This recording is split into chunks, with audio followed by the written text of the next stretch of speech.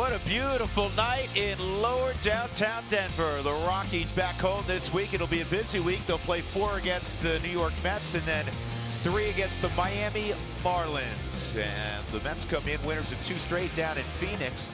They are 30-38, and the Rockies trying to snap a 7-game home losing streak. They'll send Tyler Anderson to the hill tonight.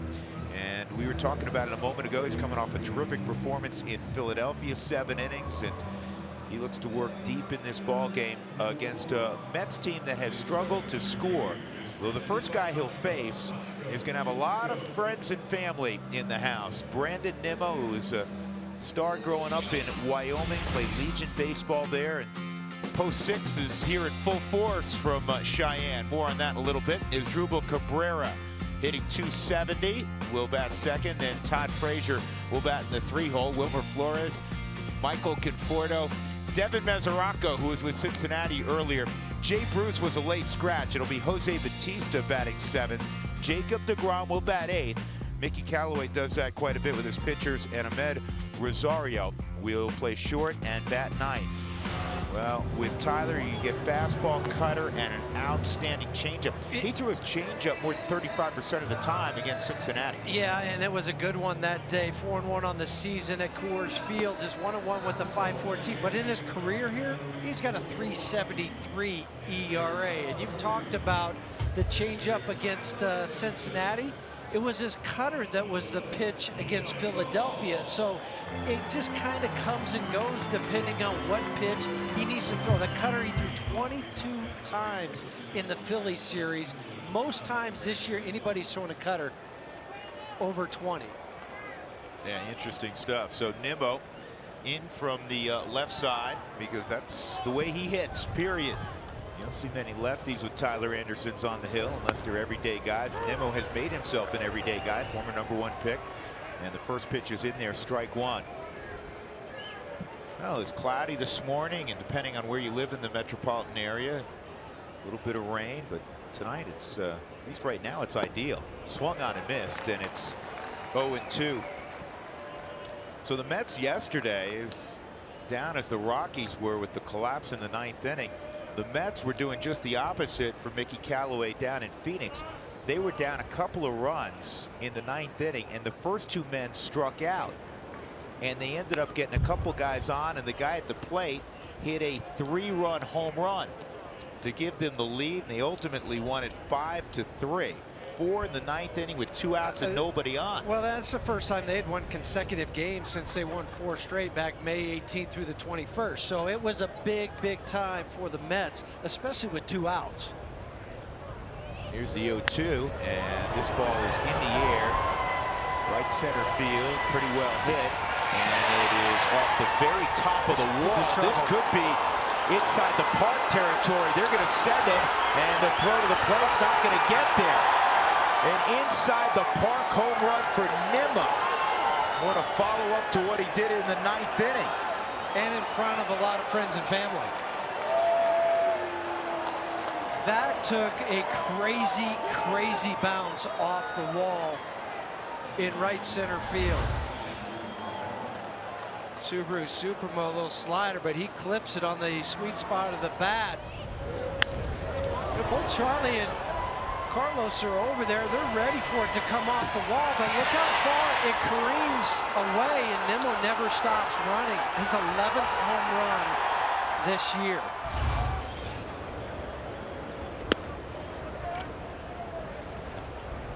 And it was on an 0-2 pitch, as you said, man. That's tough to swallow, so you move on as Drupal Cabrera.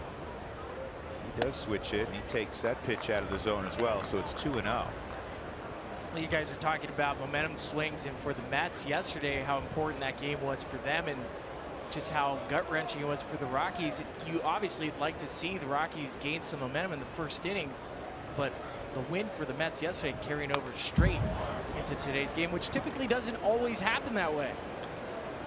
No, you're right. But still, when you've won 2 in a row for a team that is 9 games under 500, you look for small victories anywhere you can get them. Yeah, remember, this is a Mets team. The Rockies played them early on in Queens. the Mets started the year 11-1. They were one of the best stories in baseball the first 2 weeks of the season. And now they're 30-38, and that's after winning 2 in a row.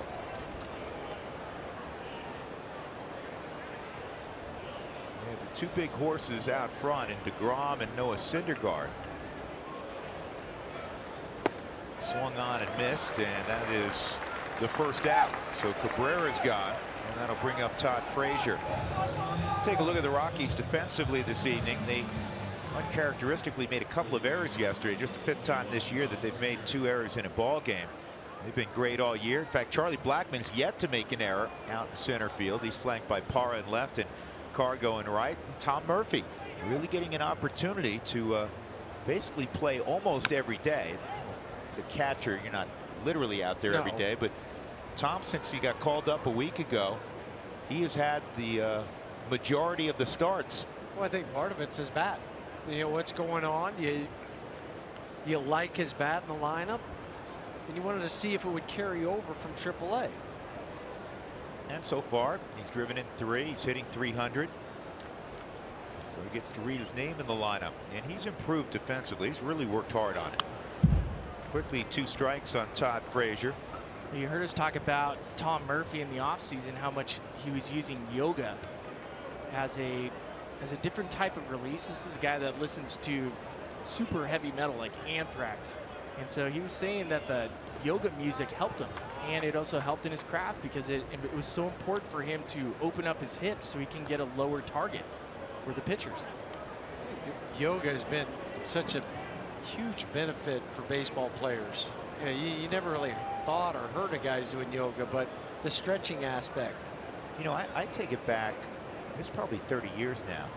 This is kind of pulled off the end of the bat toward Nolan. Frazier lines out, 2 gone. Do you remember when, I want to say it was Jerry Rice, maybe it was Herschel Walker, it was that era where guys started in the offseason doing ballet. Yeah, I remember that. Yeah, you know, and then you talk, they were talking about their flexibility and how it really helped them recover, and they felt when the fall started that I think it's smart. That they were quicker, and you know, all the attributes from having limber muscles, I suppose. 2 outs. Here's Wilmer Flores. He's playing first base tonight. He takes a strike.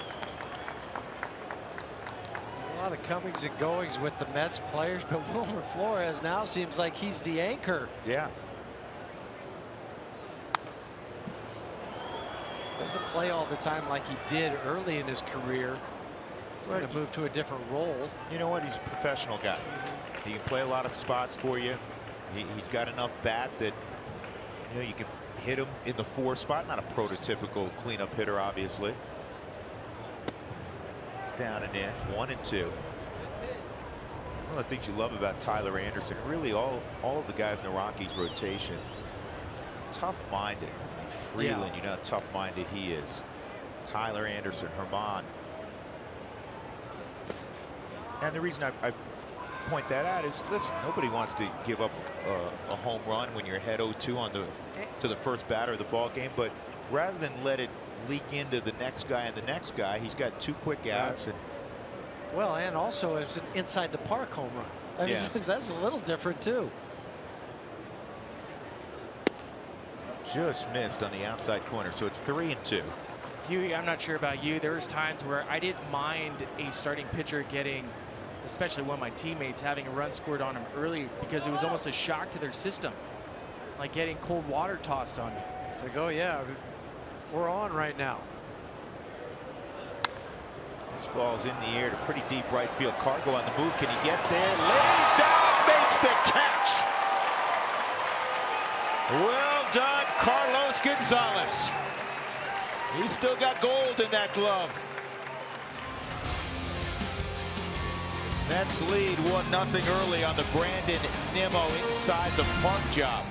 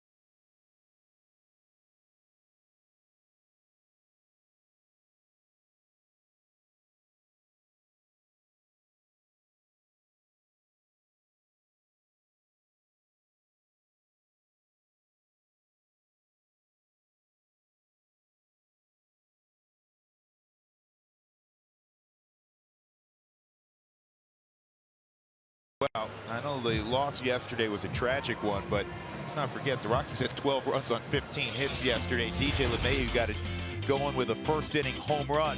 Here's the Southwest batting order. Charlie Blackmon, Nolan Arenado, Cargo, Trevor Story. Then it's Parra, Desmond Murphy, and Anderson to face Jacob deGrom, whose numbers, forget win-loss, and a lot of people are not fans of a win-loss record, a one-loss record for a pitcher because there's too many things out of their control.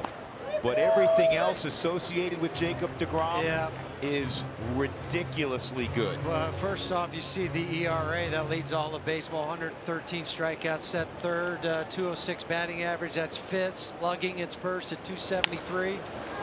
And this is on 2 hops up the middle, but positioned there is Cabrera, 1 out. It's a 4-pitch mix. And it's a fastball, slider, changeup, and curveball. The fastball, 95 miles an hour. It's a 4-seamer. It's the 4th highest whip percentage on that 4-seam fastball, too, at almost 30%. So a lot of numbers are favoring Jacob deGrom. He has made 1 start here at Coors Field. Didn't get a decision, but a 4.26 ERA. He gave up 3 earned runs in 6 1/3 innings. There's a bunt attempt. It goes foul by Charlie. The 3 games he started at Citi Field against the Rockies, he was almost unhittable. We'd only given up 1 earned run in those games. Well, I wanted to point something out about Jacob deGrom. Having talked to some of the Rockies hitters, they said what makes him so unique is how he strides out to you. He almost jumps at you. And Cabrera gets another opportunity, 2 outs. And that'll bring up Nolan. Here's the Mets defensively tonight. There's Jose Bautista. He's out in right field, the former Blue Jay star. He was with Atlanta briefly earlier this year, and now he's with the Mets again. He was not in the original starting lineup. Jay Bruce was. He's got a little hip issue, was a late scratch. And behind the plate is Devin Mesoraco, the former Cincinnati Red.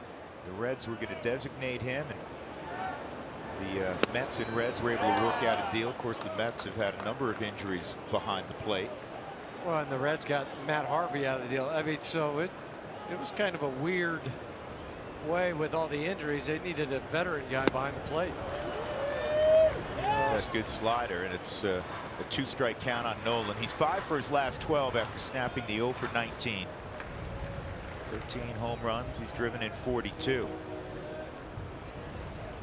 And deGrom throws a fastball pretty much down the middle, and this is being taken by the wind, but Bautista will run it down in shallow right field. 7 pitches, all in the strike zone. 1-0 New York, going to the second.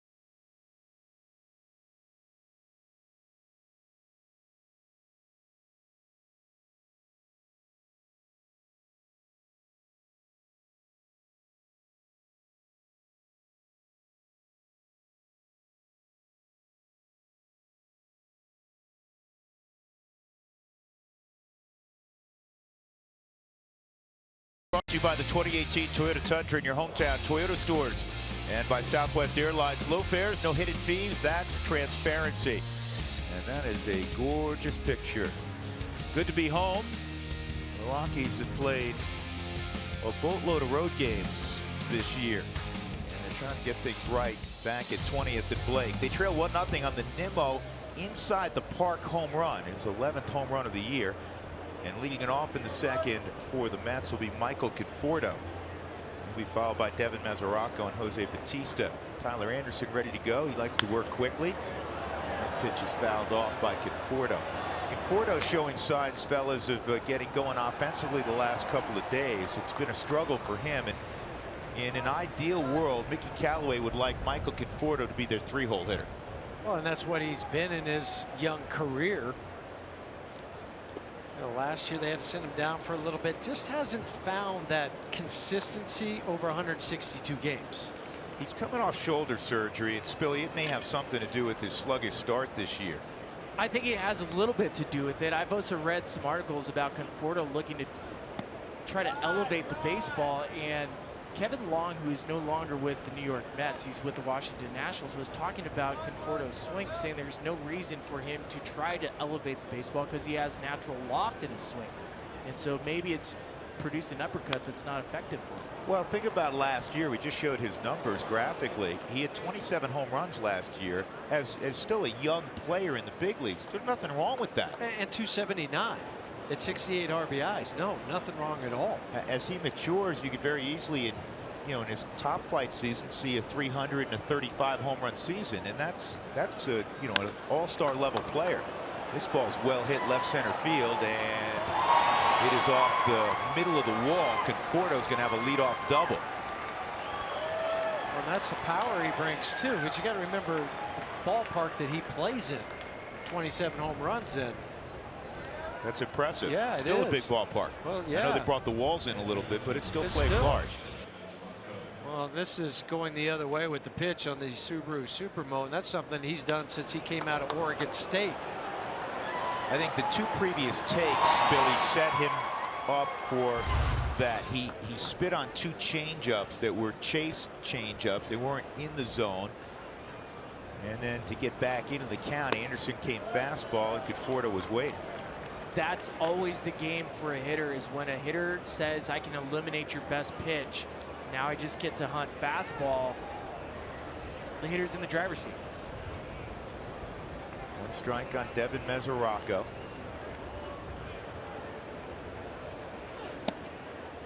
There's that one. Yeah, I guess they felt it was a little low. Home plate umpire is Tony Randazzo, good man. Bill Welke's the crew chief. He's at first. Lance Barrett's at second, and Adam Hamari's at third base.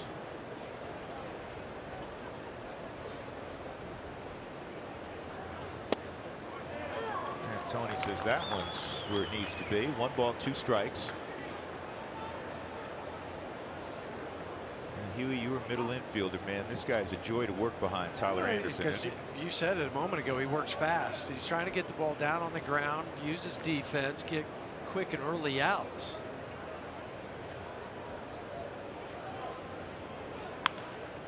Slowly hit to third, and Conforto has to move back to the bag. Trevor Story goes, heads to third to cover that spot. 1 out, no advancement from Conforto. It'll bring up Jose Bautista. Fans, join in on the conversation tonight. Send us your thoughts, comments, questions, photos. Use Twitter and include the hashtag Toyota Talk. We have a busy night. Head coach Mike Bobo is going to come in from Colorado State in the 3rd inning. And a little tease for what's coming up tomorrow night with Jeff Francis joining us.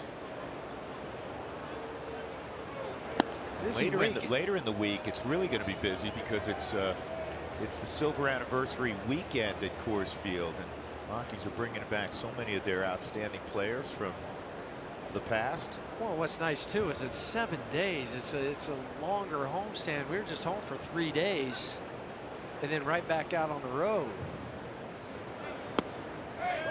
Buckled the knees of Mesoraco, but it was called low. Tyler just asked if that was down. That's not down according to the Subaru strike zone a moment ago. That's a pitch that Tyler has to have. Yeah, too. got to have that one. 2-0 on Joey Bats.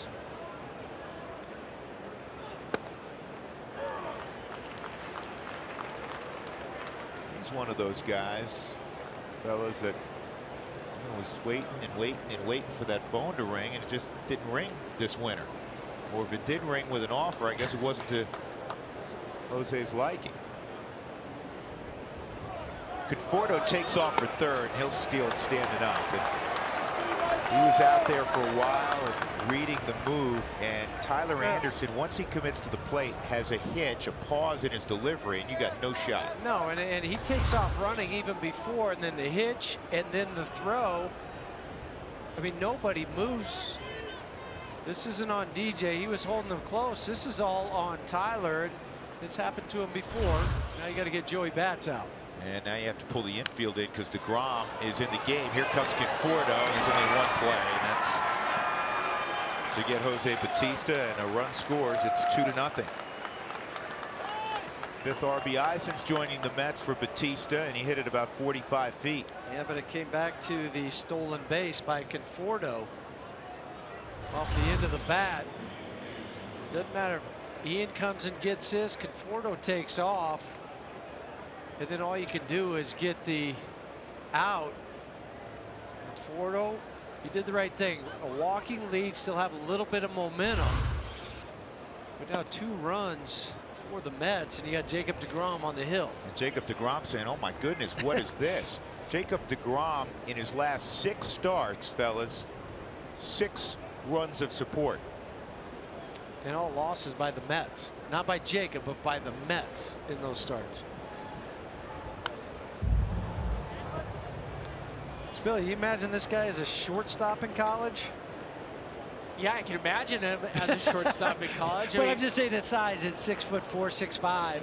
He kind of meets that, you know, visual mold of, man, that guy would look great in that position. But I think in practice, it probably didn't work out. I mean, there's certain guys, for example, Pedro Strop with the Chicago Cubs, great reliever now, was a shortstop, big body, 6'3", but he used to hit the hot dog vendor when he was throwing the ball to first base.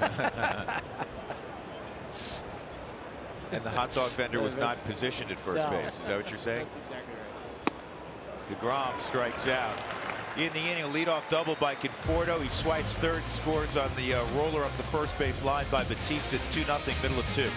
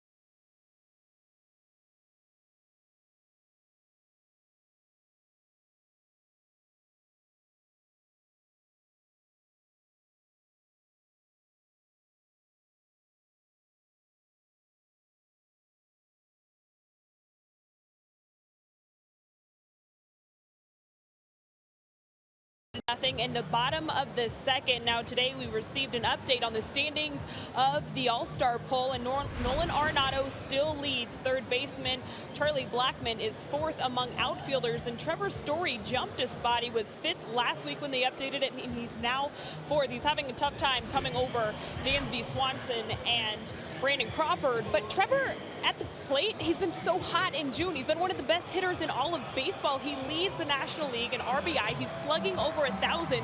And everybody in the clubhouse saying this is a guy who deserves to go. I was talking to Carlos Gonzalez, and he says, you know, I'm going to be really disappointed if Trevor Story doesn't make it because he works so hard. And when I was asking Cargo about why Trevor deserves it, he said, well, you got the offensive numbers, but also people forget about how good he is defensively. And he said, plus the hard work that we see put in. So he says, I'm going to be really disappointed if Trevor doesn't make it. And he said, I also already voted for Trevor, and everybody else should too. Now, a reminder, you can come out to center field if you're at Coors Field.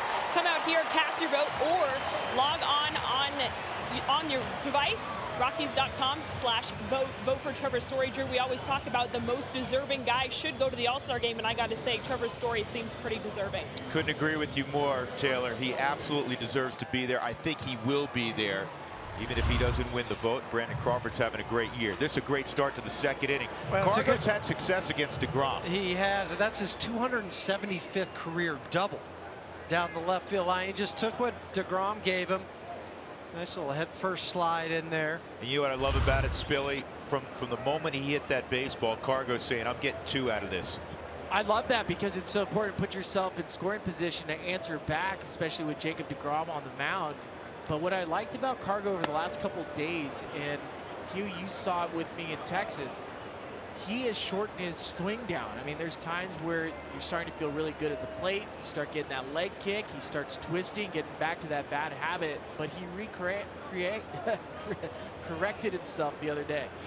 That he did, and you can just tell by some of the takes he has too. Because if you're going well, your takes are smooth, nice and gentle. Ooh. Story looked at the dugout because he got a pitch to hit and he got the barrel on it. And I know you may at home say, what are you talking about? He got the barrel on it. He got the barrel on it. He just was underneath it about a half an inch. Otherwise, he's trotting around the bases. It's a tie game. Exactly. Four-seamer on the Subaru Supermo, just off the barrel. But as you said, Drew, just if that ball's down a half an inch on the barrel, not in height-wise, because I think the height was okay, but just down on the barrel, that one's at minimum in the gap.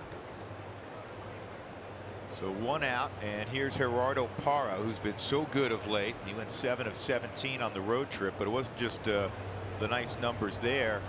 He drove in 7 runs, including a huge 3-run double yesterday. Well, that's when the Rockies needed that big hit, something that has eluded them at times. But for Gerardo, 366 average with runners in scoring position, 4th best in the National League. Well, that was right. That was in the top of the 7th, right after the Rockies had given away the lead. Looked like they had a comfortable lead, up 4. Next thing you know, Texas is out in front, and then the Rockies exploded behind Gerardo Parra. Got to get this run home. He went 1-1. I mean, you don't get many opportunities against DeGrom, and now with that fly ball off the bat of Story, over the last 10 ball games, with runners in scoring position, the opposition against Jacob DeGrom, listen to this, 2 for 38. 2 for 38. I always say the great ones, if they have to work out of the stretch, they get even tougher.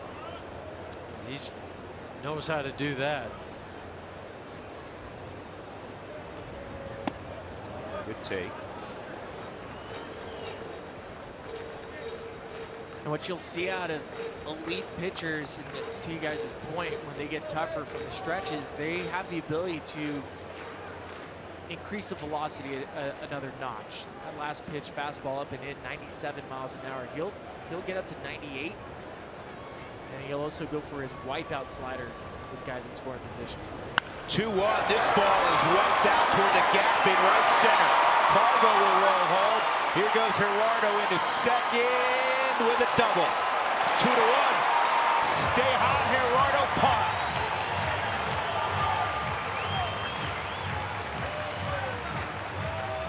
Spilly and Taylor were talking about this in our open.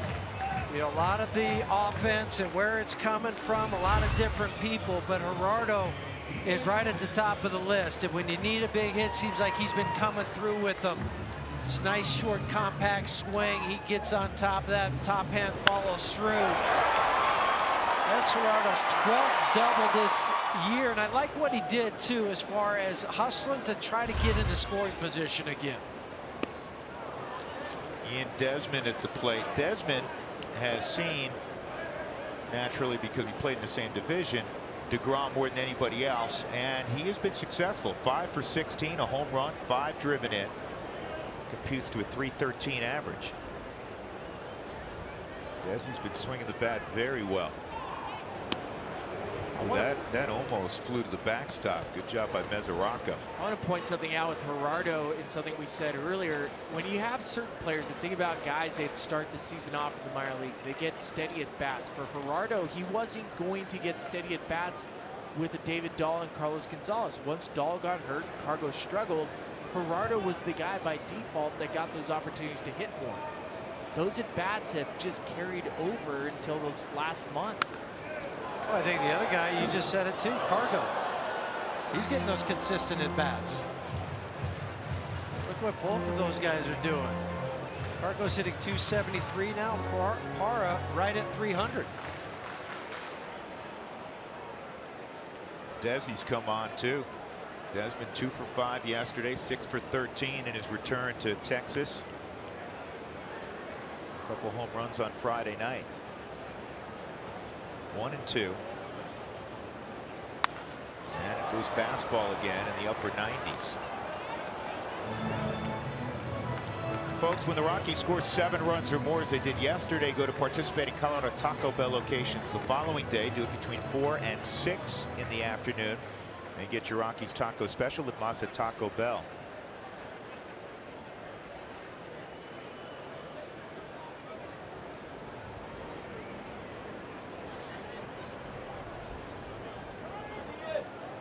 And now Desmond will step out.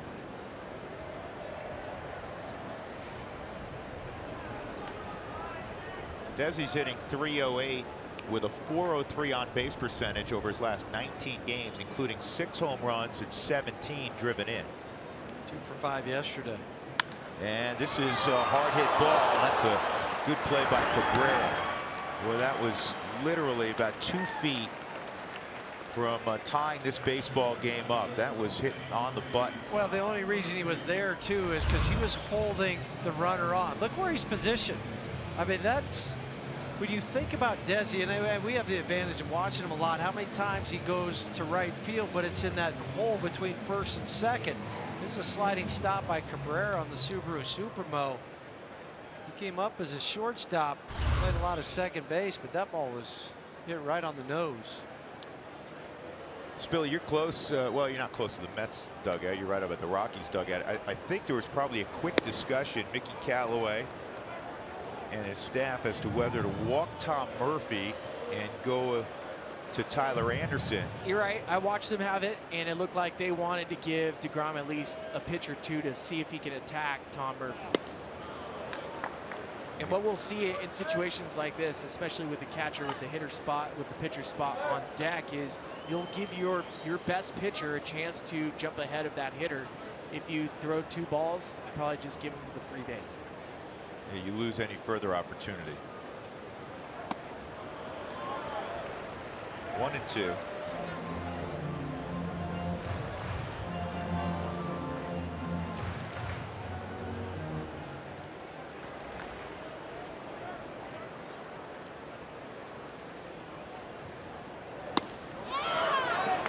So the Rockies get a run, leadoff double by Cargo, and then Gerardo Parra, 2 doors down, would double him in.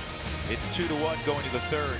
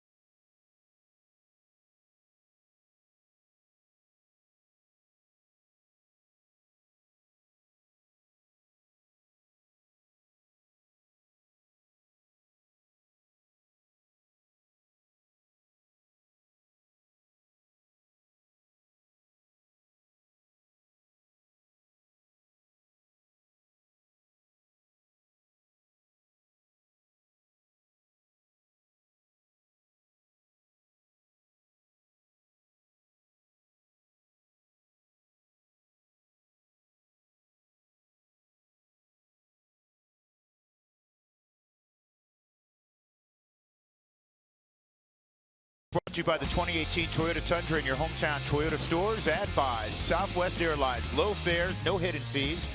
That's transparency. Pretty night in the Rocky Mountains with Ryan Spilborghs, Jeff Houston, Taylor McGregor. I'm Drew Goodman. 2-1, the Mets leading. Jacob deGrom, Tyler Anderson hooking up. Ahmed Rosario, the shortstop for the Mets, will lead it off, and then it's the top of the order. Brandon Nimmo and Asdrubal Cabrera. I think the Mets played a little bit like the Cincinnati Reds did with Rosario and the Reds with Billy Hamilton. I'm just thinking they try to get another leadoff guy on. Now, this guy doesn't have the speed of Billy Hamilton. Nowhere close. Not many guys do.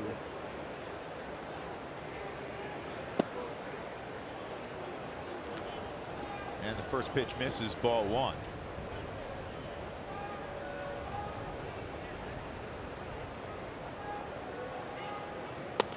That's a little bit low, 2-0.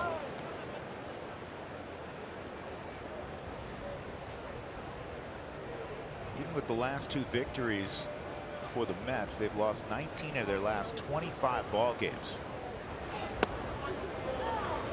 You have to play them one at a time. I mean, it's true in any sport, and we understand that. Of course, you know, in fandom or as announcers, you can look ahead a little bit more than you can as a player or a coach.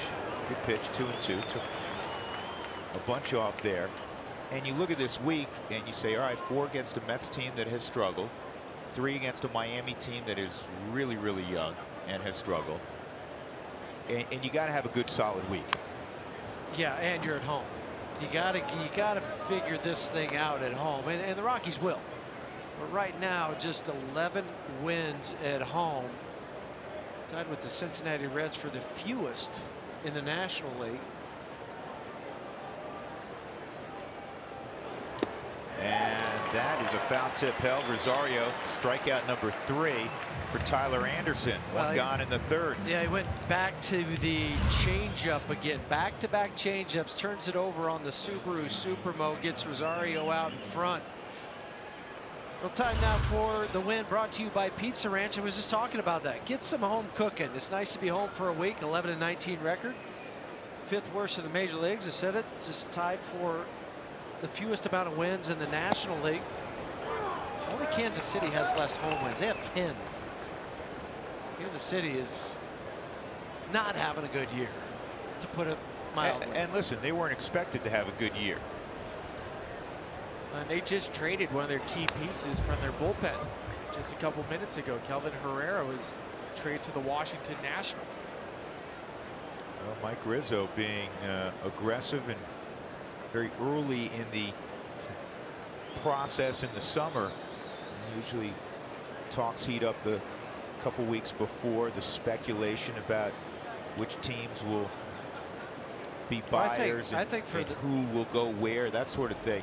You're talking about mid-June, and the Nationals, they did a bunch last year to shore up their bullpen. They didn't have much competition last year. This year they've got the Braves. Well, Philadelphia is not bad. Nimmo is dismissed. That's 3 straight strikeouts. So Nimmo goes off. The Wyoming kid, you know, the inside the park home run to lead off the ball game. It's happened only 2 other times with the Mets. A few years ago, Angel Pagan did it. And you have to go all the way back to 1963. The only other time, Charlie Neal, the late Charlie Neal, did it for the Mets in their 2nd season.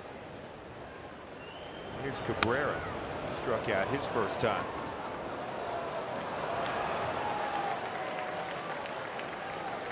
We're all down on the field today. Cabrera's got his young boy here with him. They played catch together. Kid's adorable. Oh, he's a pretty good little player. He's hitting fungos out on the field.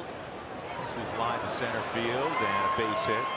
And it's funny because Todd Frazier, who is, you know, one of the great ambassadors for the game. He's always in a great mood. He's a great teammate, popular wherever he goes, popular with fans, with teammates. And there's Frazier. And we asked, we said, hey, is that Asdrubal's son? He's having a catch with. He goes, oh, over there, yeah. He goes, that's Meatball. Well, you didn't say it in the Jersey accent, though. Okay. Meatball. Meatball. Exactly. That's Meatball. Love that kid.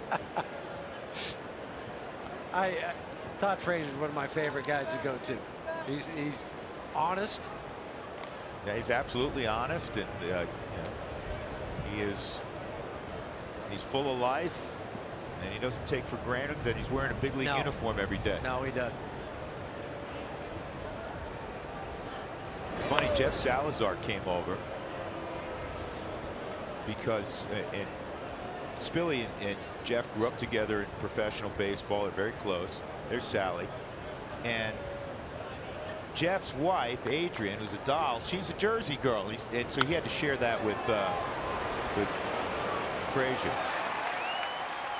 Frazier's like, well, I'll get a jersey for her. I'll sign it for her. That'd be perfect. Jersey guys, they got to stay together. And gals. 2-1 Mets.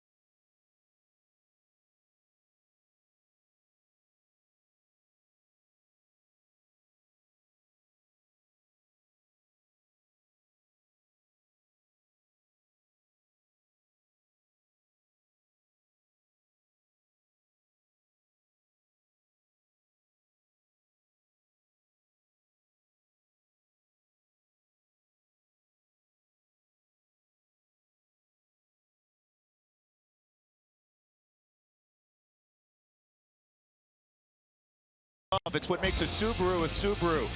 And by Jack in the Box, try the $4.99 Jack Spicy Chicken Club Combo with toasted sourdough, new from Jack in the Box. 2-1 affair as we go to the bottom of the third inning. The Rockies playing the Mets 4 times this week, and it's Jacob deGrom and Tyler Anderson on the hill, and now it's Jacob deGrom facing Tyler Anderson, and the first pitch is in there, strike one. Will, as promised, joining us upstairs in the booth, the head coach of the Colorado State University Rams in the autumn, Mike Bobo. Good to see you. Good to see you, Drew. Thanks for having me. You bet. And this is a time of year, I would guess, somewhat quiet before the storm. Spring practice is over. I know you had a camp going on up in Fort Collins, and you're gearing up for August. Yeah, we got another camp at the end of this week, and then we'll have some dead time for our coaches. Got a week playing with the family. The kids are getting older, and they've got their play. I got one playing baseball tonight. He's pitching, so we got a lot of stuff going on as a family. So, but we get to spend time in Colorado with the family this summer, so I'm looking forward to it. And I know that I've gotten to spend a little time with you the last year or so, and your family has really gravitated to Colorado and Fort Collins in particular, haven't they? Yeah, they love it. It's a great community there. This whole state is just, it's a beautiful place to live. You know, it's 80-something degrees right now. It feels about 60. I just love this weather. I'm used to growing up walking outside sweating, and I love the no humidity. Yeah, the 6-shower day. Yes. Speaking of beautiful, your facility up there is amazing. I was up there earlier in January with the Rockies Caravan. We did a tour. That thing is top-notch. It's beyond my wildest dreams. You know, when I was interviewing for the job, we talked about an on-campus stadium that was in the works, and now that it's finished, just they did an excellent job, and there's not a bad seat in the house. And then our facilities, as far as functionality for the players, is awesome. That's awesome too, because that's a tweener for DJ LeMahieu, and the Rockies are going to have their third double here in the early going against Jacob DeGrom. Tying run with 1 out at second with Charlie Blackmon coming up. Well, we've had a couple of doubles go the opposite way. One up the middle on the Subaru Supermo, about thigh high for DJ. And is there anybody better in the game going the other way than him? I don't think so. And he takes that ball to right center field for his 14th double of the season, and now into scoring position for his buddy Charlie. Charlie grounded to second his first time up. Yeah, you're talking about that facility, and I've had the good fortune of being in there a couple of times, and you know, it is amazing. I was telling somebody earlier, this ball is in the air to fairly deep left field. It's got a little carry to it. Middle of the track, hauled in by Nimmo, 2 outs. And it'll be left to Nolan. But you guys went from, I think, correct me if I'm wrong, Coach, 36,000 square feet that you shared with all the other sports up in Colorado State, and now you have 80,000 square feet to yourself. The natural question is, do you find yourself getting into better homes and better kids coming to Fort Collins? There's no question about it. One, Fort Collins is a great place to attract kids to it. We have a great academic reputation, and when we get kids on campus, I always get, this isn't what I thought. And now we add the facility to it. You know, we're competing with some Power Fives around the country. Good deal. And I know, really excited 2 years ago watching Colin Hill play, and then unfortunately he had an ACL, and then he had an ACL this winter playing basketball. I know he's ridiculously talented. You may or may not get him back, but you had a transfer in Carter Samuels, a guy who has ties to the University of Wyoming. Brother went there. Austin. Yeah. Yeah, interesting competition. Yeah, I think, it's good. Competition's healthy. Carter Samuel's been on campus for about a month now, and I like how he's acclimated to the team. Very, very smart kid. Just ready to get on the grass with him this fall and work with him.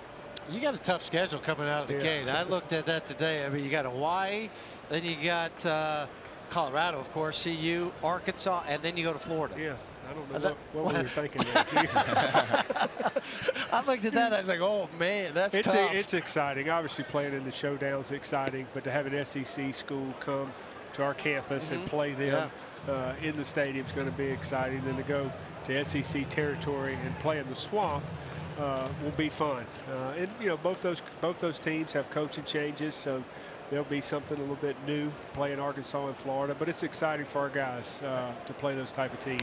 Hey, listen, you guys hung tough with Alabama last year, and you know from being at Georgia for years, it's not easy to hang with Alabama. It's not. Those teams they have so much depth, and then you know the special teams hurt you, but they just kind of wear you out with the size and the physicality. They just keep rolling in big guys, especially on the defensive front. That's what really separates that league with everybody else, is the talent at the D-line.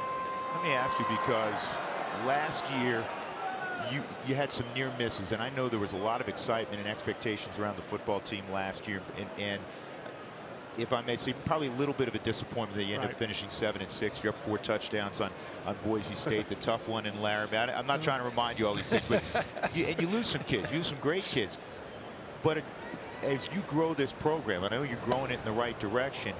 You want it year in and year out to contend for a Mountain West championship. Where are you in the process right now, We didn't finish last year, but that was the first year that I've been here. We were in position to have a chance to play for the Mountain West championship, and we weren't able to finish it. But, you know, we lost some guys, but that's what makes it exciting every year. You just got to see who's going to step up, and I like the direction we're headed. We just got to be able to finish in some of those games. When does practice kick off for you again? For us, we report July 26th. Because we play August 25th. That's right, you play so early. It's early. Like I had a first meeting with the guys last Tuesday, and said, hey, it was 44 days then until we report. Wow. So it's a short summer for our guys. We don't start school till June 11th, and then we report July 26th. So it's a short summer as far as training. So we just emphasize of taking advantage of every day. It's going to be here before you know it. 3-2 on Arenado, and he fouls that one off. 2 outs. DJ the tying run at second. Bottom of the 3rd inning. Mike Bobo, the head coach in Colorado State, is our guest. You know, going back to what we were talking about when Huey asked you about the schedule. Do you like that, where you're playing, you know, 3 Power 5 teams back to back to back? Because, you know, if you have success, it gives you a national spotlight, certainly. It does. I do. I want to be, you know, one of the best football programs, best universities in the country. And the way you do that is you play people. And it's a good experience for us. And I think if we could win one of those games or win 2 of those games, it gives us confidence and momentum moving into our conference schedule. But at the same time, it prepares you too. If you can survive with injuries, I think it makes you a tougher football team. Well, and it's tough too because I mean the Mountain West Conference is pretty good. You got to go to Boise State this year. You play at Air Force. You get the Cowboys at home this year on a Friday night. Yeah, but I mean that's once you get past the first 4 or 5, it's not. And it's a physical league. This league's a physical league. Boise State's a physical football team. Wyoming, Coach Bowl and them, you know, they're a physical style offense and a physical defense. Air Force playing that option attack every year. Really takes its toll on you. Our side, especially the mountain side, is very, very competitive, and you got to be ready to play every week. What's the biggest difference when people talk about the Power 5 to an elite Group of 5 conference like the Mountain West, and certainly at your level at Boise State, what Coach Bowles done at Wyoming, you guys can play with anybody on any given Saturday. When people wonder, hey, is there a big difference? Well, what is the difference, if any?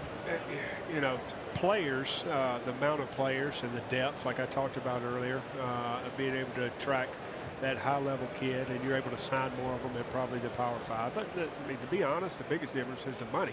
It comes from the TV contracts, and that provides more resources for those schools to get, you know, and to recruit more guys and develop more guys. It just, you know, the resources, I think, would be the biggest difference. You look in the crystal ball, which is hard to look into sometimes and get answers, like the old 8-ball we had when we were kids, right? Only had like 6 answers in it. And you kept shaking it until you got the answer you wanted. Yes, absolutely. And then when it eventually broke, it only had 1 answer. Tony Randazzo looks like he's going to be all right. Got hit on that left hand or the left wrist area. Where is major college football half a dozen years from now when the contracts come up again in some of the Power 5 conferences? Where's Colorado State fit in? Well, I think we're trying to put ourselves in position to be in that conversation. I think that's evident with what our president's done with our university, not just the stadium on campus, but just the resources that's happened the last 10 years. You know, I've only been there going my 4th season, but I think it's like $1.6 billion in the last 10 years it's been invested. Yeah, it's interesting. Hey, Coach, I know you got a lot to do. It's great to see you. Thanks, guys. Best of luck coming up this fall. Hope to see you. Absolutely. We'll have, I'm sure Colorado State will be on our air on AT&T Sportsnet this fall. Coach Mike Bobo.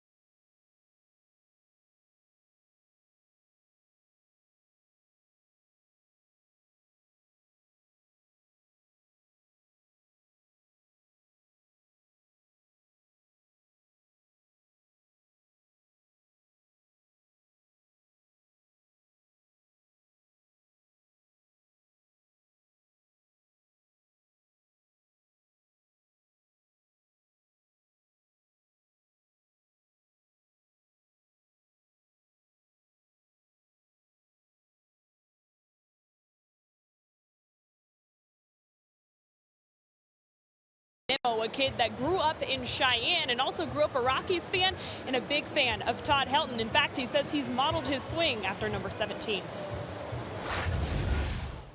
He definitely did. I mean, when we were young, he would almost fall into the other batter's box with his back leg because we'd drive through the ball going the other way so well. And that was one thing that my dad and I worked on when I was young, was driving the ball the other way well. So it definitely still is in the swing today, but I'm not going to look like Todd Helton up there.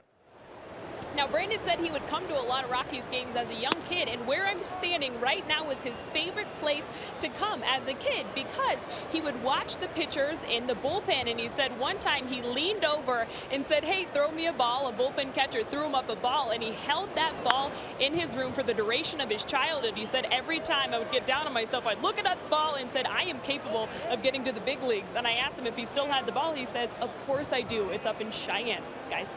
Yeah, Taylor, it's a tougher journey, and Huey grew up in Arizona. He grew up in a great baseball state, albeit he grew up in a small town, beautiful small town in Sedona. But having played some college baseball in Wyoming, without high school baseball, they played for Post 6. It's a great Legion post. In fact, the other day, I was going up to watch Jacob and Zach in a collegiate game, and we happened to be on the I-25 head north, and in front of us was the Post 6 bus. Yeah. And it's down here tonight because there's all a bunch of teams. But it's a harder route. Well, you think about some of the other guys that had to come out of Wyoming. Mike Lansing, Mike Devereaux, some of those guys had to do the same thing. They had to go and play in these Legion tournaments. And for Brandon, I'm sure he's thinking, well, this is what I got to do. I got to go play in some of these showcases. But then to be a first-round pick. I mean, that a high first round pick. Yeah, crazy stuff. Well, it goes back to something you were hearing from us last week when we were talking about the draft, and you hear so frequently, if you can play, they will find you. It helps when you're a freak athlete too. And he's a great athlete, and he comes from an extremely athletic family. 2-2 on Flores. That's pop foul and out of play. Well, I'm just glad his dad got my in-laws taxes done, so the IRS didn't come after him. Because his dad's a CPA in Cheyenne. He does my in-laws taxes. That's Small world. Yeah, you were telling that story when we were in New York. That is funny. And he is, as you could see in that soundbite that Taylor tossed to, he's a great kid. This is down the line, foul and out of play. He really is. And I asked Todd Frazier, I said, what do you got on Nimmo? He goes, Smiley? He goes, Mr. Happy. He's always in a great mood. He loves playing. And then he said, you know what? He's going to be really good. He's been really good so far this year for the Mets. I mean, he's hitting in the mid-270s, 11 home runs now. This ball's really well hit the left center field, and Wilmer Flores has hit it out. It is 3-1 New York. That is the 4th home run for Flores. That's the 10th home run by a right-handed batter against Tyler this year. We kept fouling balls off the other way. I think eventually he just figured I might as well open the hips and try to get this ball out in the front. He did on the Subaru Supermo. Watch the left hip kind of clear to bring those hands through, and he got all of that one. In his career, Wilmer Flores hitting .266 against left-handed pitching. And pitch down low on Michael Conforto. He hit an opposite field double that almost went out. Hit the middle of the wall in left center field. He would steal third with one out and then score on a little roller off the bat of Jose Batista. So it's 3-1. Tyler has pitched really well, and historically he's pitched well at Coors Field, but of late he's given up some home runs here. 7 home runs in his last 3.5 ball games at Coors Field.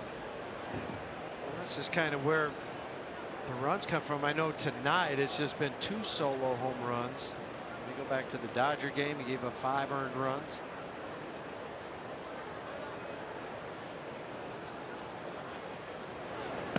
Good pitch. 2-2. Just south of the Subaru strike zone, but it started in the zone and worked down.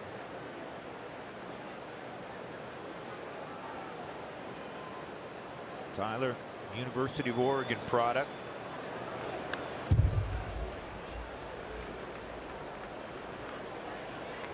I always pay attention with Tyler Anderson, especially if he's given up a home run, because he does tend to shy away from hard contact.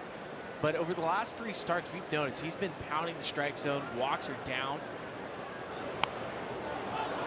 This will be a tough play for Nolan. It's really spinning, but Nolan makes it beautifully. You got a guy who can run a little bit too in Conforto. Huey, not easy because there was side spin on that baseball. So when you barehand a ball anyway, it's pretty hard. But if it's bounding okay, it really settles into your hand. But when it's spinning like this and you've got it working on the grass, look at that thing kind of bouncing and going side to side, and Nolan doesn't worry about it. He grabs it in the fingertips and makes a strong throw to first. Just look at this ball, the sideways spin, gets it on the fingertips and the Subaru Supermo all in one motion, and then that ball stayed right on the line. There's a Rocco out front. Here's the other wild thing about Nolan. You got to field it with your whole hand, but he is able to slip to a proper grip, isn't he? That's the hard part in all of that, because when you start to slide it out onto your fingertips, sometimes it doesn't settle right. Huey, make a guess how many third basemen in baseball can make that play? That one right there. One. I mean, there's probably 5 guys, but on like a nightly, a nightly basis. It's a nightly basis. Yeah, then we're watching them. You can always tell when the other infielders marvel at what he just did. Yeah. Sharply hit, Nolan. That's a great play also. That one may have been even more difficult because he had to drop step and actually field the ball with his glove behind his eyes. It's so much fun to watch this, to marvel at him. And he's just saying, okay, like he was playing that wiffle ball game that he does every winter. That is not an easy play again, but it's so much fun when you talk to other teams and they're saying, tell me about Nolan. Well, I said, just watch him tonight. Watch how many plays he makes that other guys don't make. That was, honestly, I got more excited about that one than the slow roller. The slow roller was great. Yeah, it was. That one was even tougher, I think. Boy, he's pretty good. I like the slow roller better. How about this number that Dougie handed me? So for Nolan, 2.42 assists per 9 innings. That's the most of any third baseman ever. I got one that'll crack you guys up. You'll love this one. You ready? Yeah. Seated. According to DRS, defensive run saved, Nolan is a minus 0.1 this year. I laugh. He's giving up a run. No, it's less than a run. It's not 0.10. It's like 0.1. 0.01, I should say. My bad. That's why I'm out. But it's on the negative side. That's why I'm out on that. Yeah. So you're better off, according to that, you're better off with, just slightly better off with a replacement guy at third, according to DRS. Yeah. Okay. So don't ever give me that number again, because I'm out now after I heard that. Totally out. 3-2, and that misses. So a walk to Batista with 2 outs, and that'll bring up DeGrom. Now, I'm not going to defend DRS at all, but I do have to point some things out about that stat. It is measured against other third basemen. So it's not a replacement level type player. It's measured against his contemporaries, which okay, so that makes it even worse. So you're saying that there's 29 better third basemen, which makes me laugh even harder. Okay, there you go. I've been slamming the gavel down. Case closed. Exactly. I just don't think the defensive metrics, they have the right algorithm for Coors Field. Outfielders always have poor defensive metrics. There's too much ground to cover. But the infields are the same everywhere. Yeah. And here's the thing. It's like the note Dougie just passed along to you that you shared with everybody. if you have more assists than everybody else, you're getting to more baseballs than everybody else, Yes, right? Exactly. I mean, that's why I said it that way. And I guess the third and final thing is we put our eyeballs on him every single night. We're watching him every single night. I don't need a metric to tell me what it's like. Fly ball, center field. Charlie's got it. That'll end the inning. Leadoff home run by Wilmer Flores, and the Mets are up by 2 runs again. It's 3-1 as we go to the bottom of the 4th. Cargo will lead it off.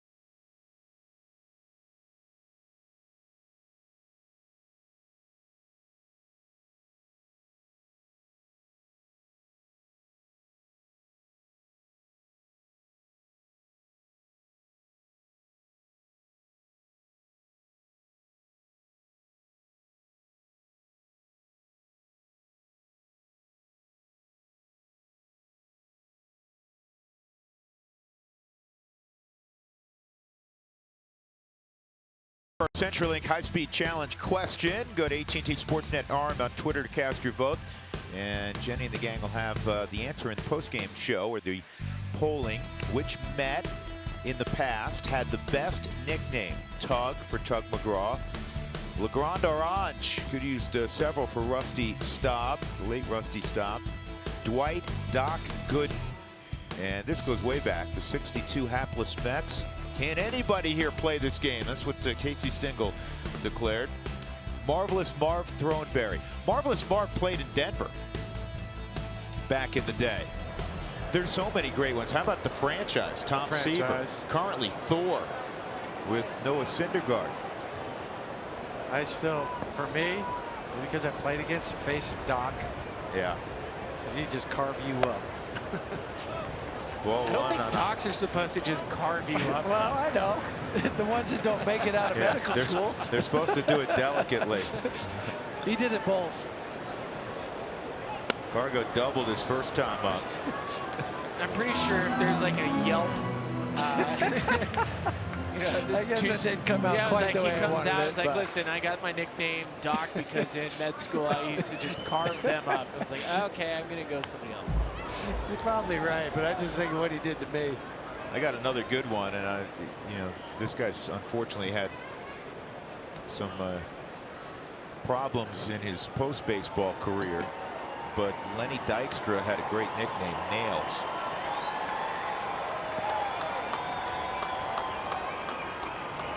One and two. And Cargo hits it sharply, but it's right at the first baseman, Flores. That'll bring up Trevor Story. Well, the first 10,000 fans through the gates for the Rockies-Mets game on Wednesday will receive a coupon for a Nathan's Famous $1 hot dog. Wednesday, June 20th.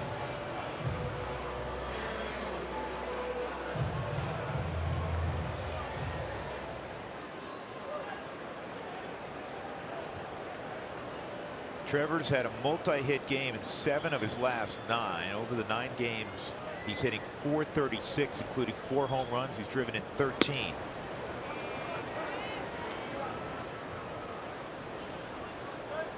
hit that home run yesterday in the top of the ninth. The 2-run shot that gave the Rockies a 3-run cushion. Good swing there. Unfortunately, we know what happened in the bottom half of the ninth. Taylor was right when she did the hit a little bit ago out in the vote for Trevor for the All-Star game. I ran into his parents after the game in the right outside the Rockies locker room yesterday. I said, make sure you don't have any plans for mid-July, because I think he might be making a trip to Washington. This was on an 0-2 pitch, I believe. Was it 0-2 or 1-2 yesterday? He was in the ditch a little bit, and he hits it out to right center field. And Teddy was happy. Asked him if he got that ball back. He did, because it bounced into the stands. 2-2. That would have been a nice keepsake for a hometown homer. Trevor's going to make it to the All-Star game, whether it's voted in or coach's pick or player's pick. He's getting there. Yep. Dave Roberts and his staff, part of his staff, will. When they get help from Major League Baseball too, and they make sure that they get that right. And I actually think it helps that Doc, as in Dave Roberts, is the manager, because he sees Trevor all the time, and he knows how good a player he is and what kind of season he's having. And a walk. So with 1 out, Story and his speed goes to first. DeGrom staring in. He thought he had strike 3. Doesn't walk many guys. 24 walks now. Slider that's up. It was up, because you could see Mesoraco try to pull it down. He's looking to throw to third. Unless it's Stanton or Judge or the old-timer Frank Howard at the plate, if it's mask high, it's typically come across the plate out of the zone high. This ball, oh man! Did Story elude the tag? Why is he staying out of the baseline? They're calling that a double play. Buddy's going to go out and argue with Bill Welke. What a bad break. That was an absolute missile off the bat of Park. Right here, he dives, goes to reach for him. You can go 3 feet. I don't think he's beyond 3 feet. Beyond either. I'm standing here. I got a great angle of it, and I think the argument that Bud will have is, how do you make up that decision with the angle that you're at? Exactly. If you're going to do anything, you would get help from the second base umpire, but he can't see where he is at when he's behind him like that. I don't agree with that by Bill Wilkie. Yeah, I don't think that's a good call at all. And he Buddy just got thrown out. And you know what? Get your money's worth now. Exactly.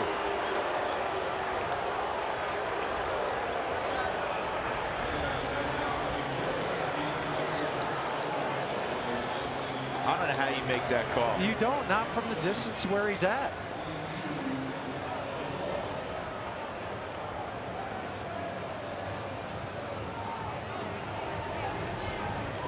Now Bill Welke walking away.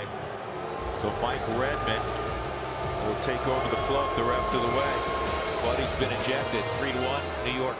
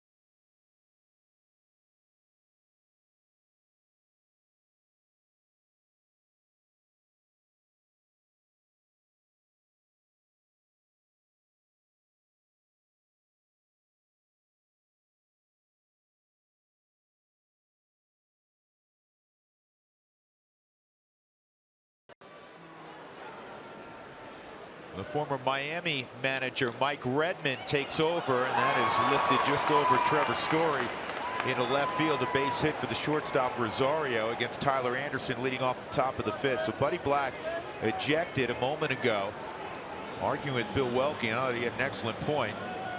Here's the play once again. Rocket off the bat of Parra, and now reaching to tag is Flores. But look where his foot was when he took off. His foot was right there. He said, you made your point. See, to me, he's walking away. That's, again, an umpire looking to toss somebody. They usually do that when they have the call wrong. And this is going to be a base hit for Nimmo. And Rosario won't test Cargo's arm. First and second, nobody out. So they're going to make somebody else pay for their mistake. Hey, I do it all the time. I get angry at my wife when I'm wrong. I'm just saying, Buddy was walking away. He made his point walking away, and then you toss him. To me, that's unprofessional. And well, to me, the mind. first thing, and the reason Buddy had a great case is I think the call was wrong. Right. And he kept saying that too. Bill, you missed it. It's a bad call. So the Rockies need a ground ball here. Tyler Anderson will face the switch hitter as Drupal Cabrera. 2 on. Rockies down 3-1. Top of the 5th inning. Buddy was ejected twice last year.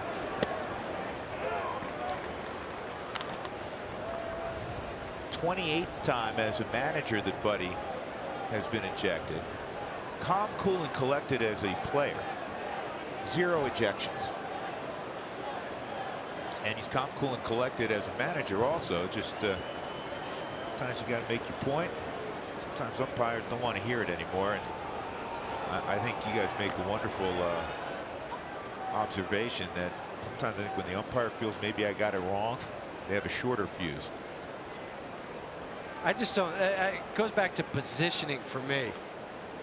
To make that call in the position he was at behind him. How can he tell the distance from the player? If you're not sure, ask for the second base umpire's help, because he's got a straight on look at it.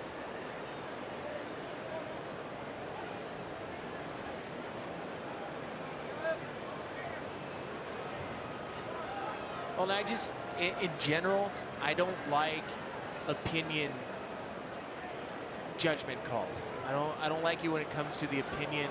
I like things black and white. And there's so many opinions from an umpire's perspective. The strike zone's an opinion. Calling somebody out at first on bang bang plays an opinion. Right, but those can be rectified now through at least bang bang play at first or tag play with video.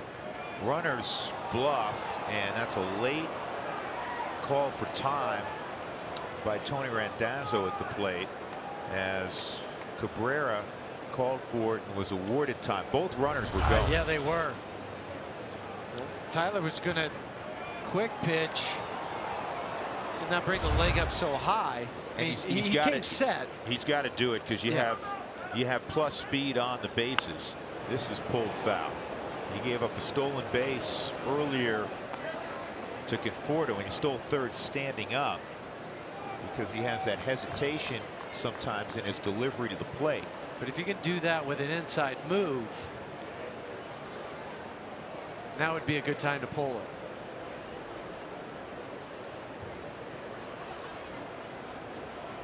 Cabrera came into the ball game at 270, hitting 270 righty, 270 lefty.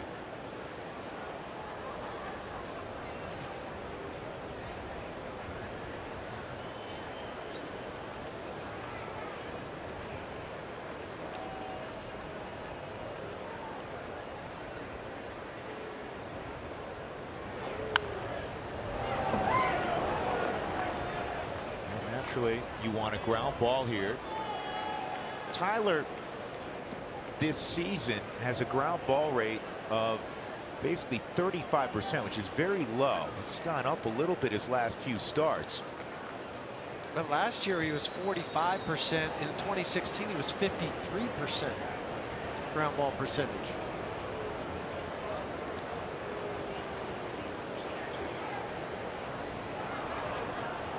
inside move.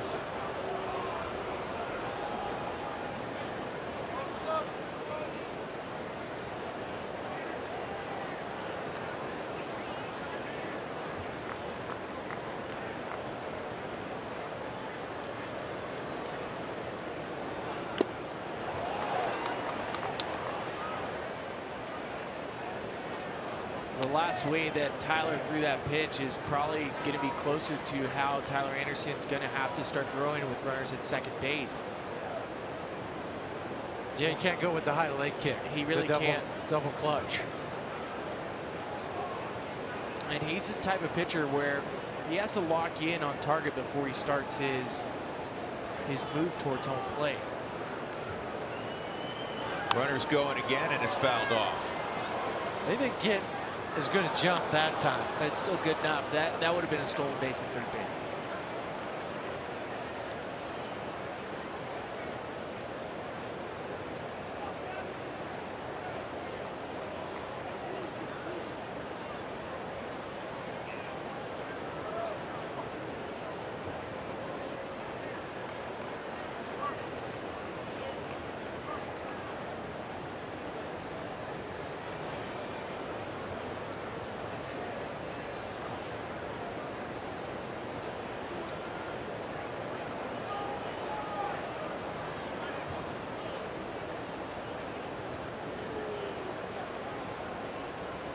No movement, and that pitch just missed. Close on the Subaru strike zone. Everything had been inside, and they finally tried to go outside with a little cutter. Subaru Supermo. Tom set up away. Boy, that's as close as you can get, but that's the place you like it on 0-2.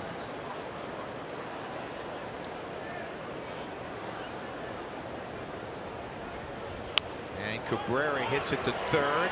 There's one on to first. Out at first base.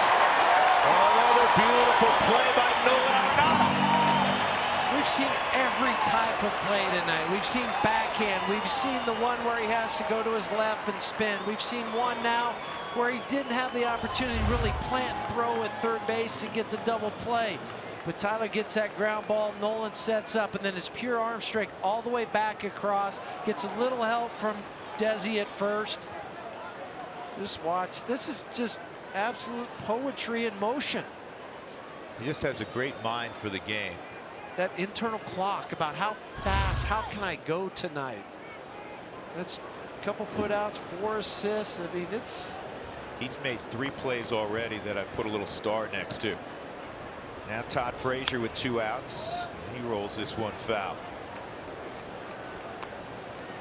Frazier a line drive to third, and a little flare caught by Story at short.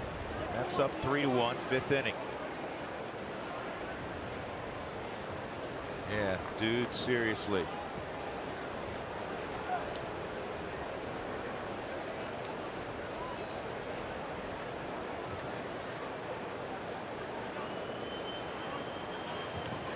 You know who appreciated that play? He obviously wished it didn't happen. Is the guy at the plate, Todd Frazier, is a guy who's played third base throughout his career. And Todd's got good hands. But you look over there, you see a guy who applies his craft at a different level than everybody else in the best league in the world, and all you can do is, you know, take your helmet off and tip it a couple times, right? Well, and also you pay more attention to the guy that's playing your position, and you see those plays and you think, could I have made that play? Good block.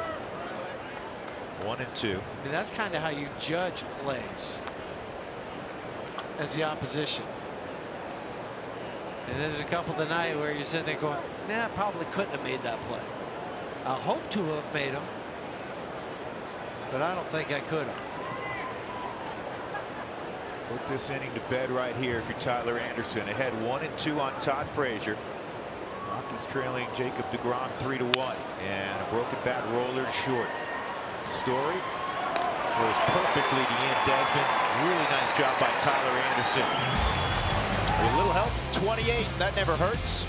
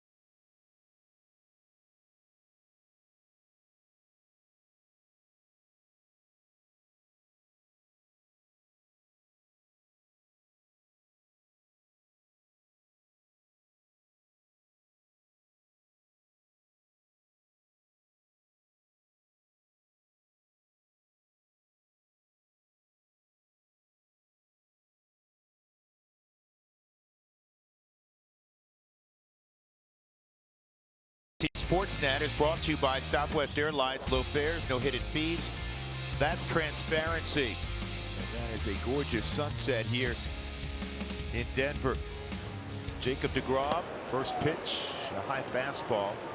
May have been a slider, swung on and missed by Ian Desmond. He had a sharp ground ball that Cabrera made a good play on to not only prevent a hit, it prevented a run from scoring because Gerardo Parra was in scoring position. On the ground to Rosario, 1 out. Going to bring up Tom Murphy, struck out swinging his first time.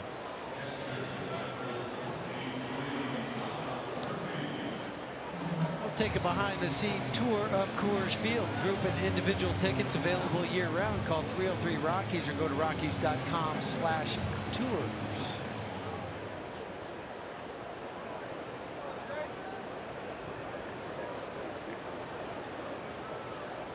Rockies have 3 hits and a run against Jacob deGrom.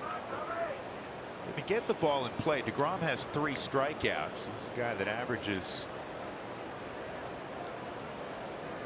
a lot more than a strikeout per inning pitched. All of his stuff is plus. Just the fastball that averages better than 95 miles an hour. Plus slider. Plus curveball. Plus changeup. And he's always around the plate. As good as he was a year ago, do you know his strikeout rate is up and his walk rate is down? He's got a whip this year, 1.01. And last year he was outstanding at 1.19.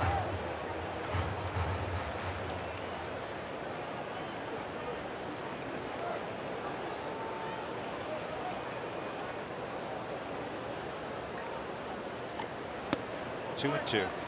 Here's an interesting stat on not only how good deGrom has been, but I guess how poor the Mets offense has been, in particular when he's on the mound. Last 5 games, he's thrown 7+ innings. Gets a strikeout there, Murphy. And he's allowed 2 runs or less in all 5. Yet the team is 0-5. Do you know how many times that's happened in Major League history? Going back to 1900? 3 times. 2 or 3 times, yeah. 3 times in Major League history has a guy been that dominant, 5 straight starts, and yet his club had not won. Another reason why the win-loss record for a starting pitcher, especially in today's game where starters don't go 8-9 innings very frequently, it's really it can be misleading and really just tells a very small, gives a small picture as to what that guy's been doing out on the mound. Top 3 in Cy Young voting right now.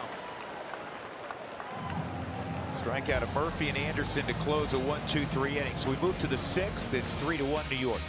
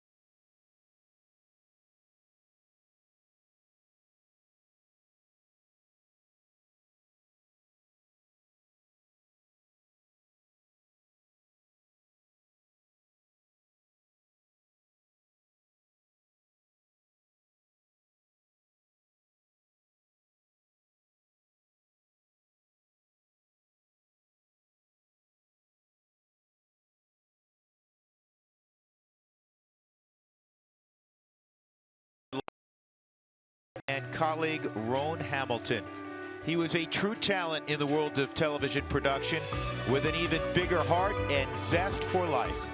Every moment of every day counted in Ron's world, and his contagious smile and laugh showed it. There is no place he'd rather be than on the golf course with his 15-year-old son Roman, or next to his beautiful wife Penny. We are all better for knowing Ron Hamilton. whose light shined bright for 47 years.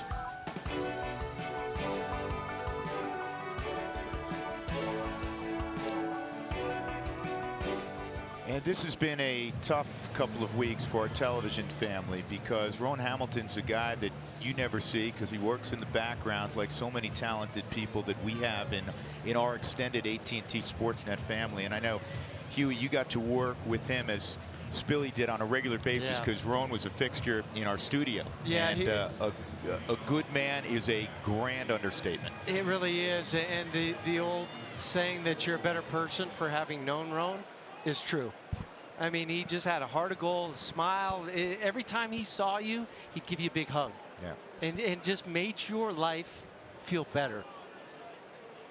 It's been tough, and Spilly, I know it's been particularly tough for you as well. You have a very close relationship with Roan. Yeah, we did, and I just want to thank Roman and Penny for allowing us to have the amount of time that we got to share with Roan. It was special for all of us. I know I speak on behalf of a lot of the TV guys behind working the cameras that Roan was our favorite. We try not to have favorites. He was our favorite. And I know he touched every single one in a unique way. He offered encouragement to a lot of people. And when he spoke, we listened. And he's definitely going to be missed. And I'll tell you what, when he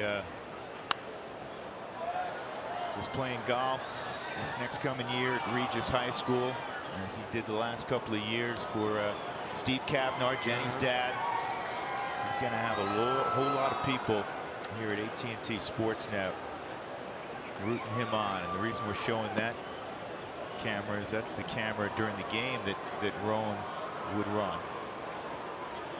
In addition to the jib in the studio. And he was behind the jib every time we were at the studio. He was working it, just a master at his craft.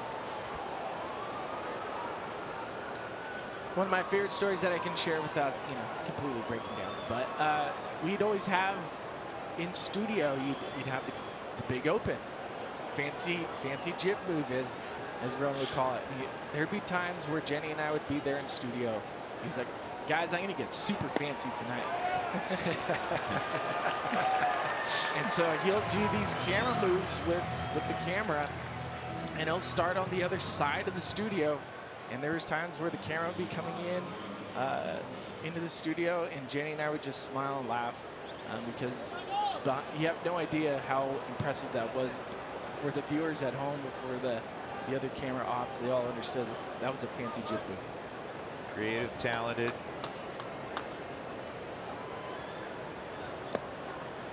Gone way too soon. Big thanks to Mike Ponarelli, who had helped us with the jersey too for Roan. So thank you, Tiny. 1 out, 1-0 count on Michael Conforto. Oh no, you gotta be kidding me. Did Tony Randazzo get hit again? Got hit again. He's already has his fingers taped up, and then this was off I think the collarbone.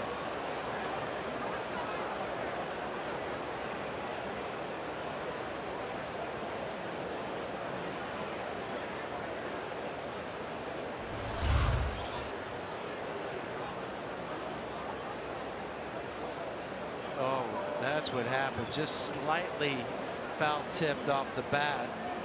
And that's why it missed Tom's glove. You can already see the white on the fingers of Tony where he took a ball into the hand.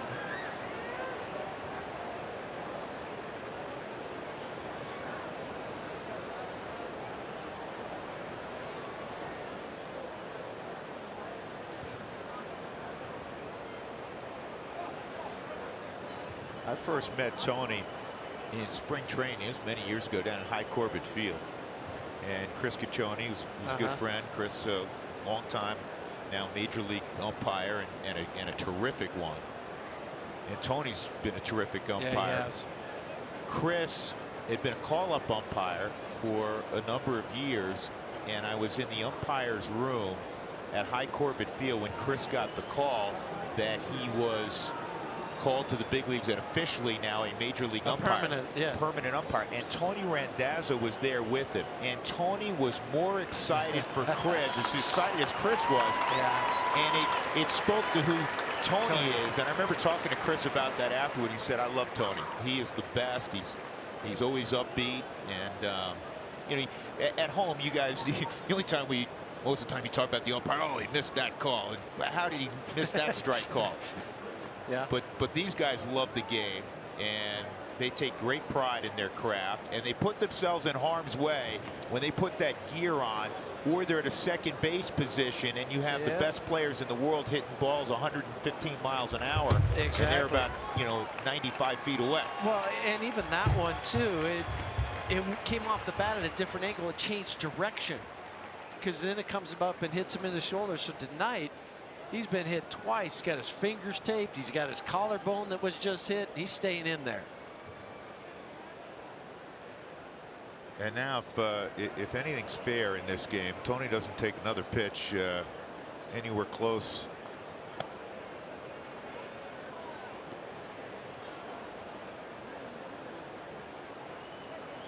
As we resume, it'll be a 1-1 count on Michael Conforto. There's a special relationship, the catcher and the home plate umpire.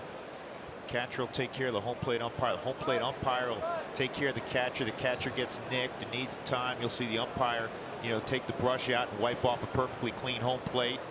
The only thing now is that the catcher really can't go out to the pitcher's mound. They can walk out in front of home plate. Yeah, they don't want to get charged. This is going to be a tough chance for Nolan to just knock it down. That one had a lot of English on it. It'll be an infield hit for Conforto. Well, Nolan's already been a master tonight.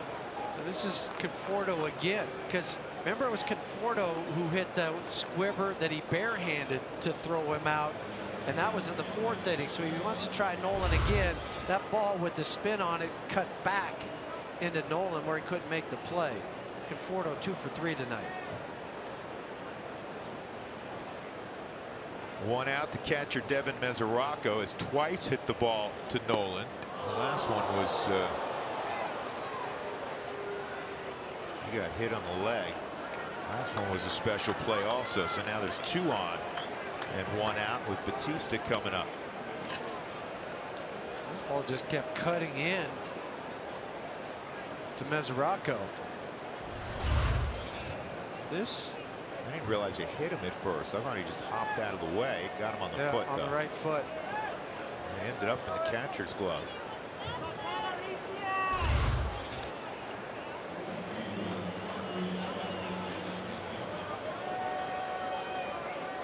So Batista is 0 for 1 and a walk. The one was a dribbler up the first base line that brought home Conforto with the Mets' second run. They're up 3-1 here in the 6th.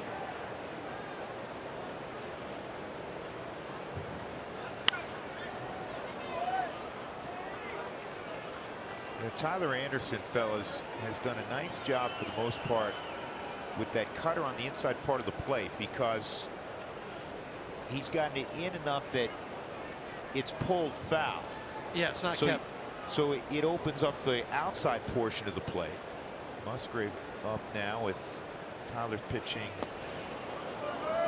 here in the 6th inning, and he's accumulated 101 darts so far. So The last 2 starts for Tyler, actually the last 4 starts, he's pitched over 100. Does 101, 100, 105, and then 104 in his last start.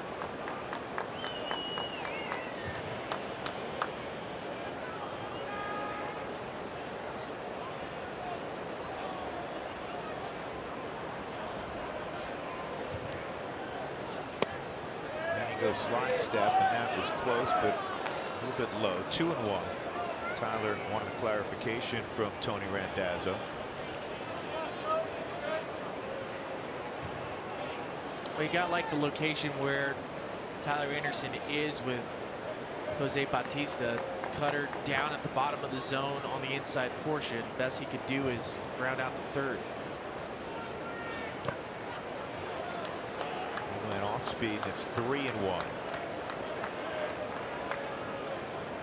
I usually point out when sluggers like Jose Bautista, they get older, the bat speed isn't quite there, and so hitters typically will start guessing, start cheating on guessing what pitch location, what type of fastball count he might be looking for. This might be a time where he'll look fastball down and in. 3-1. Conforto bouncing off second base, and that is ball 4. Now the bases are loaded with Jacob deGrom coming up. And here comes the acting manager again in Mike Redmond. Buddy Black, if you're just joining us, was tossed out a couple of innings ago in an argument with Bill Welke at first base.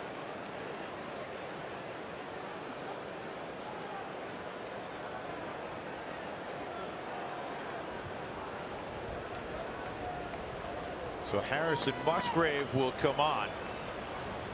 1 out, bases loaded in the 6th. The Rockies trailing 3-1.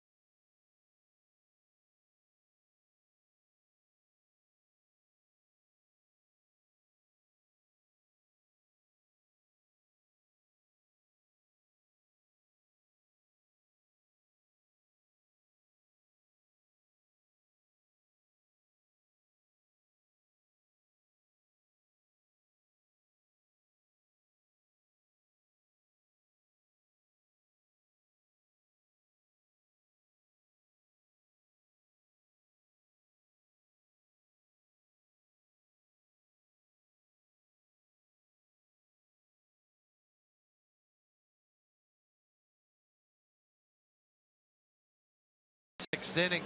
Hey, all Husker fans are invited to watch the Rockies and the Marlins on Saturday. Buy the Nebraska ticket package to get a limited edition hat at Rockies.com/Nebraska. New pitcher for the Rockies is Harrison Musgrave, and Harrison's looking to rebound after the outing Saturday in Arlington. 3 batters faced, gave up a couple hits, had a leadoff walk that really hurt him, 3 earned runs. Been working on back-to-back days. So here's deGrom inside.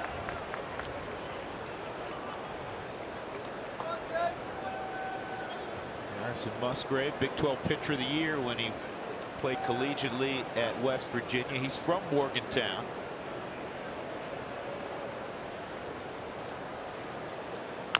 And right back to the mound. Got to come home with it. And a good feed. Good enough.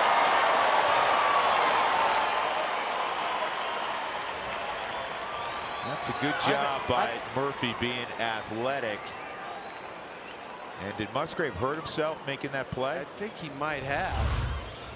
Because he had to go up high for this, but watch the landing. It looks like it's awkward when he comes down. I don't know if the leg or the knee buckled, but watch it as he hits the ground. Ow, something gave, it looked like. Couldn't tell if it was the knee or the ankle. And you know what? I think Murph, did he sweep across the plate? I mean, got an out call by Tony Randazzo. That was close. I think he had his heel on the plate.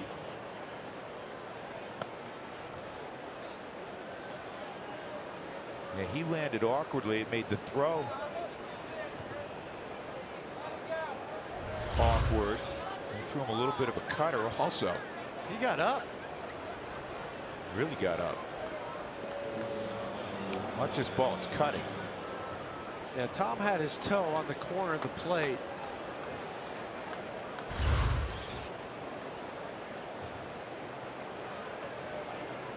You know how I know he had his toe on the corner of the plate? It's Tony Randazzo said that Michael Conforto's out. And the Mets didn't challenge. And the Mets did not challenge it. Rosario is 1 for 2. Got to get this guy. It's tough enough facing DeGrom. You're down by 2 runs. Can't allow any more. Rockies have been out hit 7-3. Mets hitting in the 6th. And he's ahead 0-2. 2 pitches are perfectly located on the Subaru strike zone. Down, down, down.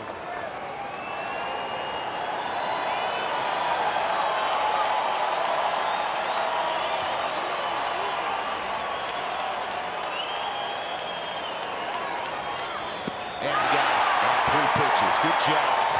Really good job by Harrison Musgrave. So it remains 3-1 as we go to the bottom of the 6th inning, and the Rockies will have the top of the order when we come back to Coors Field.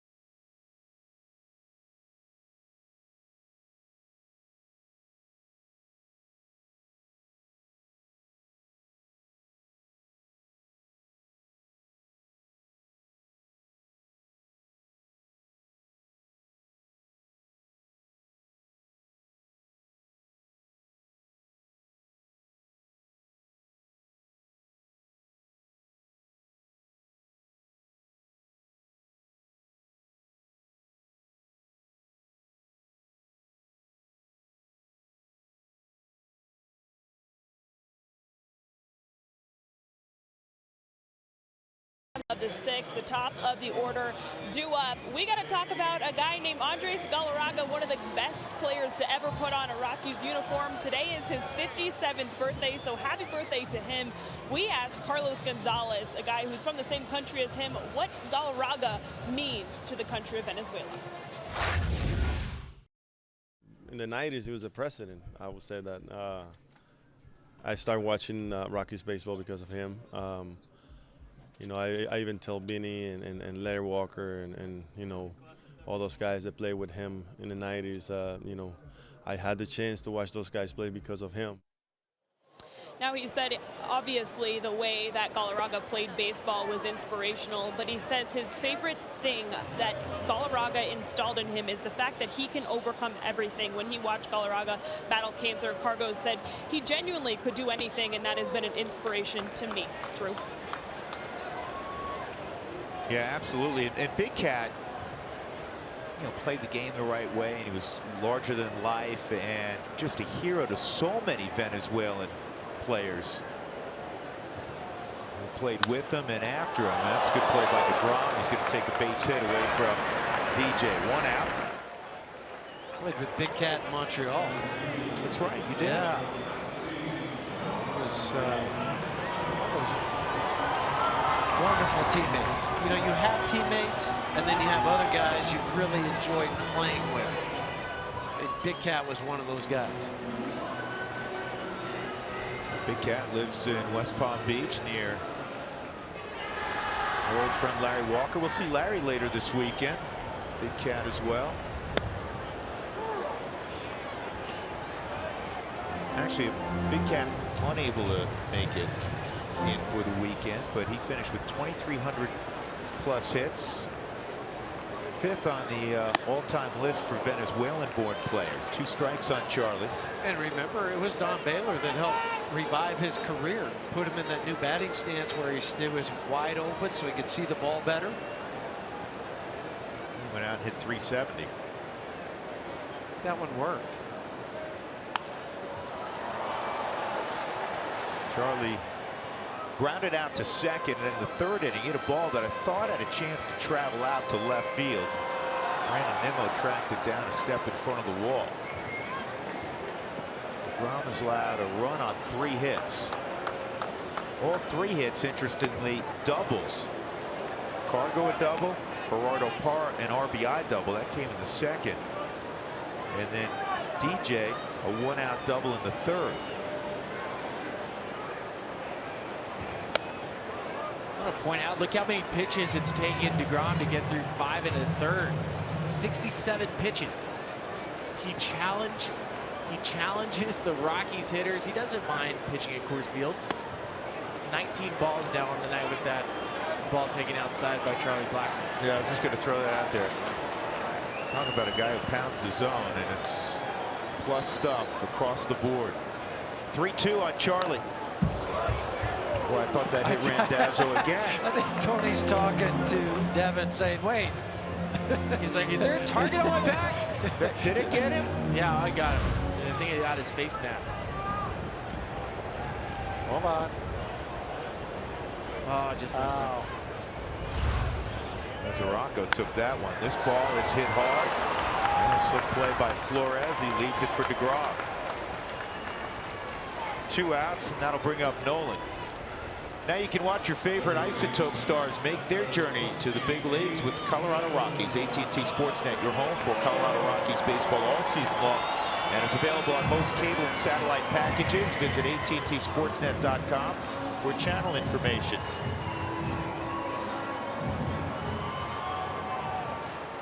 So Nolan steps up, fly ball to right field, and a strikeout. Albuquerque had 4 home runs in their game yesterday against Nashville. You know, Mike Tauchman hit another one, didn't he? Yes. Armel Tapia. Garrett Hampson. Patty Barrels, 6 RBIs yesterday and a double shy of the cycle. Not a baby, Patty. It's a 1-0.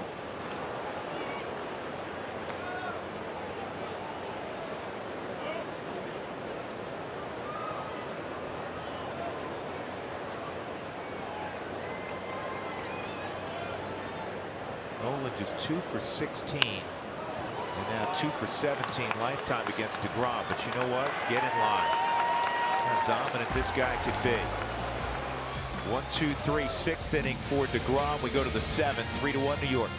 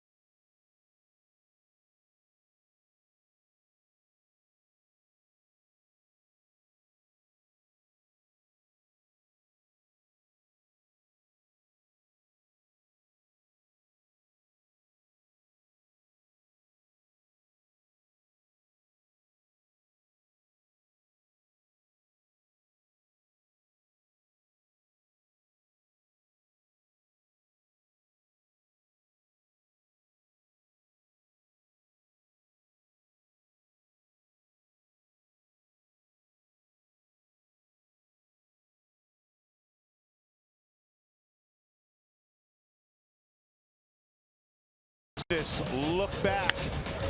Well, the first inning on 0-2 pitch, Brandon Nimmo from Wyoming hit one off the wall, took a weird hop, and he can really run. And by the time the ball got in the infield, Nimmo had run around the bases. Parra countered for the Rockies after a double by Cargo. He threw a double in the right center field gap.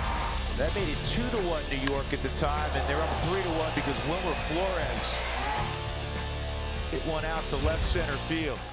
Harrison Musgrave got the final 2 outs in the 6th inning in relief of Tyler Anderson. And now he's facing Nimmo here, leading off in the 7th. Nimmo also has a base hit tonight. That came in the 5th, so the Wyoming kid is 2 for 3 in front of a number of friends and family from north of the border. Think about this. We were talking about Trevor and the number of family and friends he had down in Texas going back to Arlington, what that meant to him. Well, the same thing applies to Brandon here with all the family that have made the trek down from Wyoming. Not that far, used to doing it. Hop on I-25 and you're down here in no time.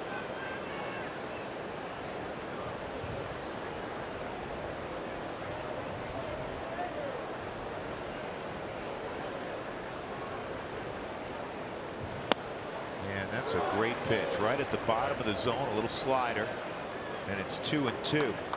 I'm reading a story on Brandon Nimmo. When he was a kid, he wanted to be a bull rider, so his grandfather put him on a bull when he was 7 years old. It bucked him off. He fell, got hurt. They had a video of it, and that ended his bull riding career. His parents were elated. Not that he got hurt, but that he got hurt enough that he didn't want to be a bull rider anymore. 2-2. That one is hit a ton to right center field. And that is a conventional home run for Nimmo. What kind of tear is this kid on? And he's smiling ear to ear. He's doing it in the ballpark of the team he followed growing up, and about an hour and a half from home.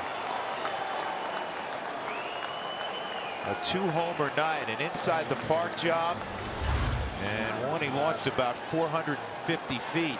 It's his 10th home run since May 23rd. That's more than anybody else in the National League. Well, and he's got 19 extra base hits during that time. A lot of things going well for Brandon.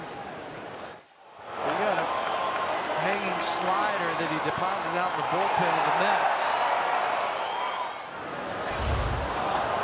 12 home runs for Brandon. He was tied with Paul Goldschmidt for most home runs over the last 3 weeks, and now he has one more than Goldschmidt. Now Nimmo, I'm sure, is going to have a long and distinguished career. Something tells me that no matter what he does over the next decade, he will never forget this night at Coors Field. Not at all. And right now he's trying to tell the guys about Harrison and how the ball moves. Well, you saw the previous slider, Spilly. You're down there at field level, and he was at a perfect location. It started right at the knees and dropped maybe, several inches below the knees, a called strike. That next slider was up, thigh high, and those are ones that get damaged typically. If you're in a good spot like Brandon Nimmo is, you don't miss those pitches, and it happens when your timing is right, when your mind is clear, when you're not worried about mechanics. I know there's been times where Brandon Nimmo was worried about his mechanics, trying to work on the swing that he's been working back with Kevin Long to now. And he's in a good place. Frazier takes outside, ball 1. Todd is 0 for 3, a line out, a little flare, and a ground ball to short. Frazier typically pulls it. So the Rockies will flip DJ LeMahieu to the left side, and it's hit right at DJ.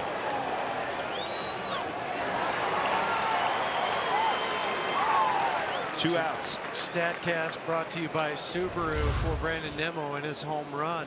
Off the bat at 105.3 miles an hour. You see the launch angle with the distance out in the bullpen of 449 feet. Pretty big smile. Can't be measured.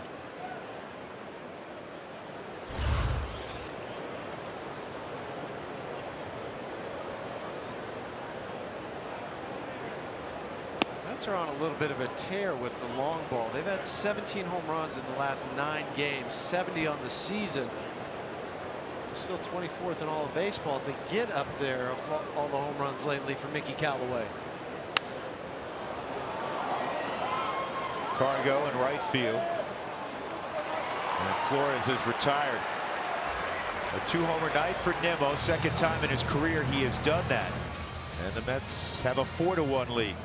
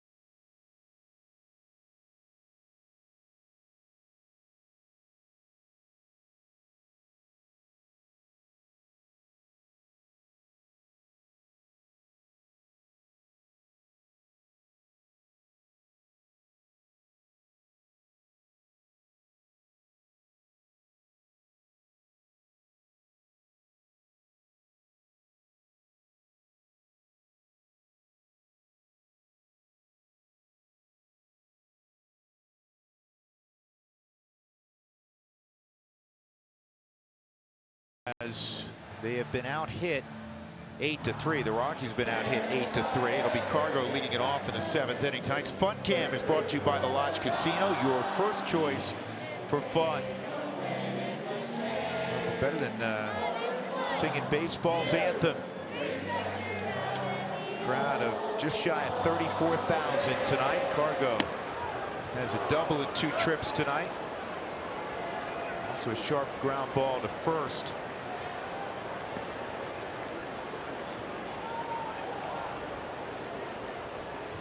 0-1's fouled off. Jacob deGrom tonight coming into this inning, 10 ground ball outs, just 3 flyouts, 8 strikeouts.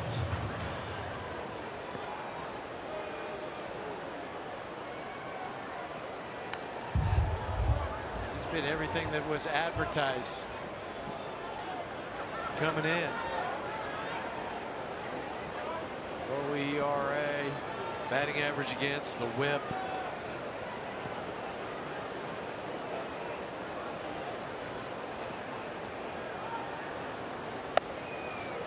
Fastball high, so it's a 1-2 count on Carlos. Not bad for a 9th round pick, huh? 272nd overall. He doesn't have the wear and tear on his arm that guys that pitch for a long time do, because remember, we talked about it earlier, he was a shortstop at Stetson. I'm glad you brought up that he was a shortstop at Stetson, because I want to give you a look at what it feels like to be a Rockies hitter and what makes Jacob deGrom so effective. He's 6'4", and when I talk about he jumps out at you, pay attention. Not a lot of arm swing because of being a shortstop. So it's short, it's hard to pick up, and as he jumps out at you, the baseball just fires. And so what feels like 97 might feel to a hitter like 107, because there's deception and there's just that extra ability to get out in front of the mound and really release closer to the plate. It's pretty impressive.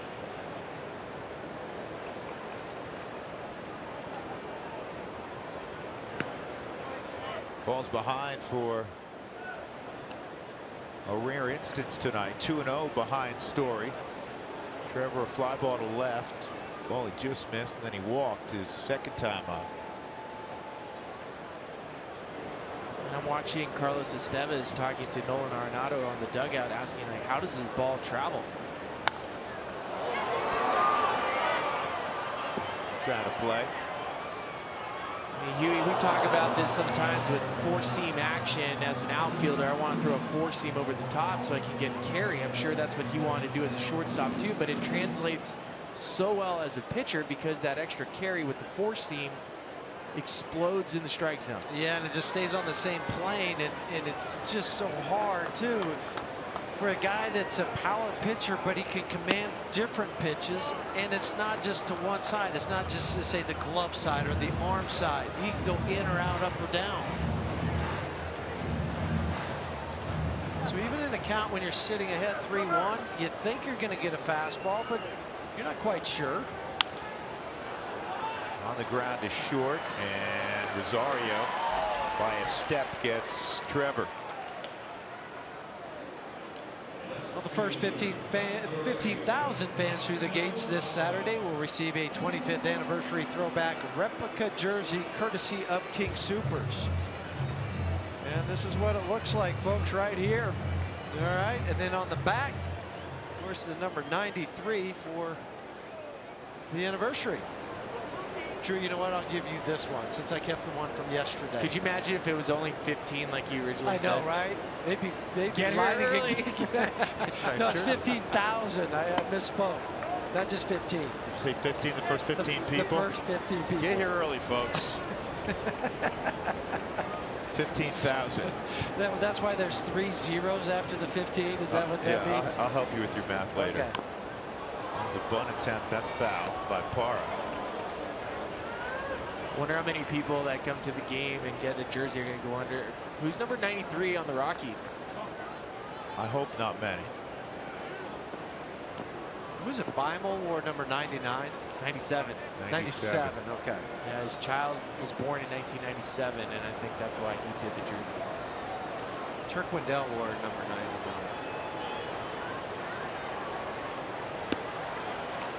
One and two. Tell you a quick story about Jacob deGrom. Rockies have put the ball in play against him pretty well tonight. He has only 5 strikeouts because this year's strikeout rate is 32.8%. So he's basically striking out a third of the hitters he faces. It's 4th best in baseball. This is a slow roller, and it's going to work as an infield hit. Flores tried to glove. Gonna sweep it over to first base. So Parra is aboard, and that'll bring up Ian Desmond to finish the story. So he's 4th in Major League Baseball in strikeout rate. The only guys ahead of him, Max Scherzer, no surprise. Garrett Cole of Houston now, no surprise. Chris Sale of Boston, no surprise. Chris Sale in college matched up against Stetson in 2010.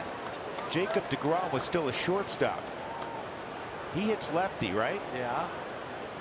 Left on left against Chris Sale in college. He went yard. Did he really? Yep.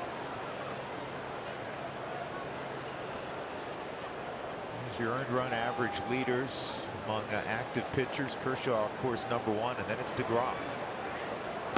Another guy with Rockies see, and Madison Bumgarner 4th, Corey Kluber 5th.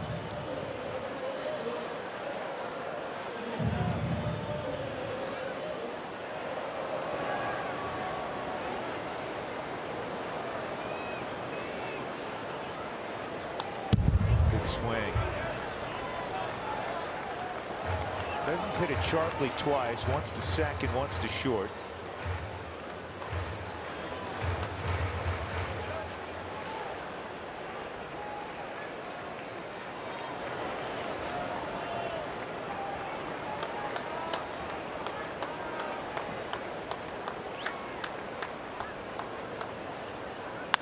And there's a base hit through the right side. Parra will go first to third here, and it's bobbled for a moment out there. Desmond to second, and scoring is Parra on the error by Batista.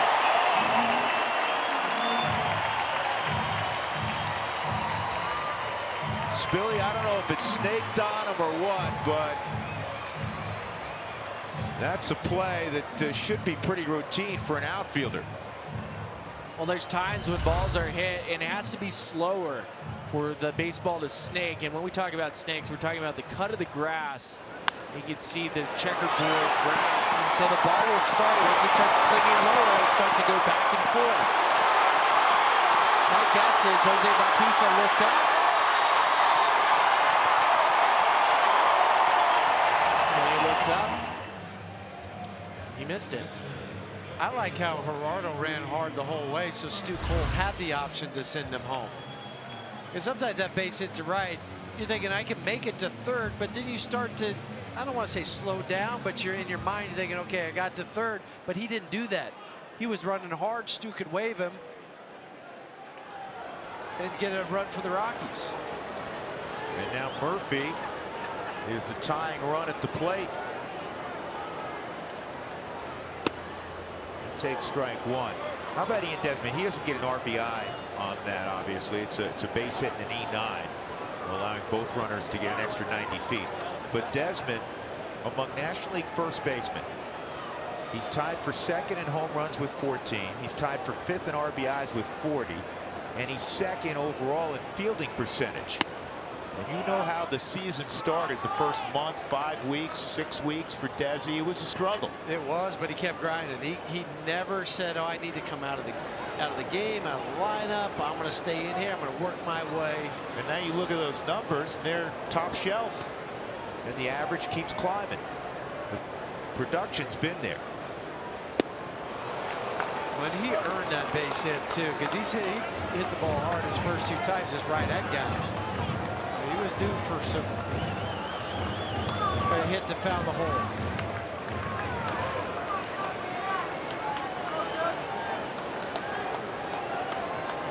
He's putting a little stress on DeGrom here in the 7th. Murphy struggled with that slider away. See if he can cover it if it shows up again. Straight gas. So Murphy down for the 3rd time, but the Rockies do score. A little help from Batista in right field. It's now 4-2 as we go to the 8th at Coors Field.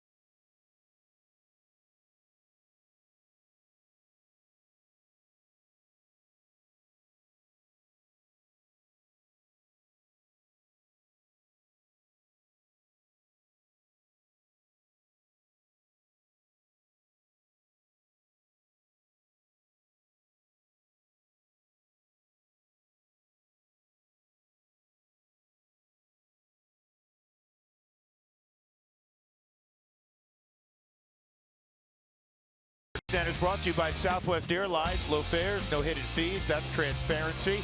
And by Wells Fargo. Wells Fargo customers get you 2-for-1 Rockies club level tickets by visiting wellsfargo.com/Rockies.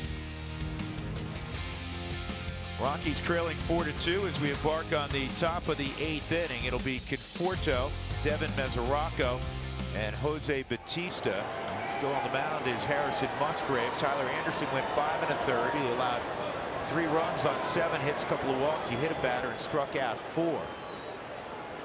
First of 4 between the Rockies and Mets. Conforto takes ball 1. Conforto a couple of hits, a double and a run scored in the 2nd. Robbed of a hit, an infield hit by Nolan in the 4th, and then he had an infield hit in the 5th inning that Nolan could just knock down.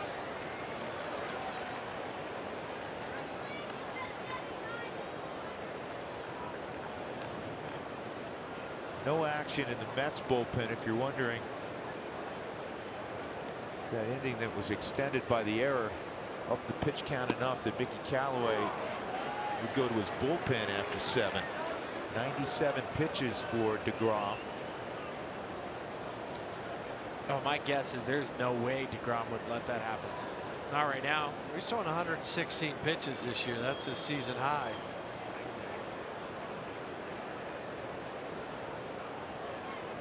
One, two, did he? Nope.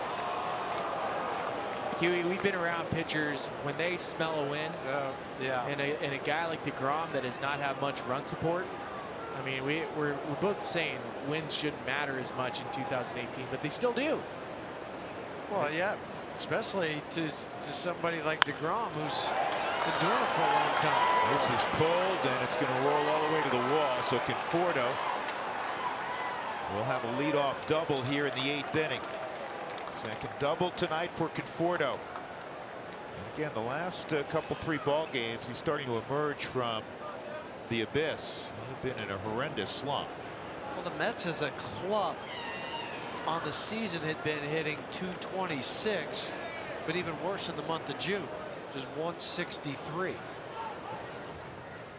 So they scored 5 yesterday, coming from behind, winning 5-3, as Mike Redmond's going to make a pitching change. And they scored 5 in winning 5-1 on Saturday against Arizona. Prior to that, seems like it's been a month since they'd scored that many runs. We'll be back in a moment. 4-2 New York.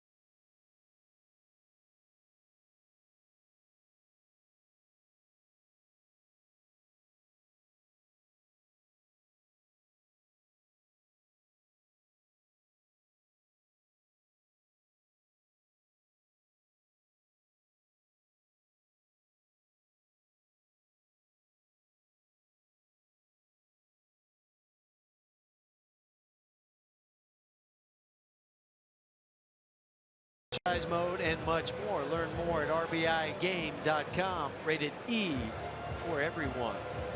Good pitcher for the Rockies, Jake McGee. Jake had a rough outing down in Texas. His last time out, didn't retire a batter. Back out there again tonight.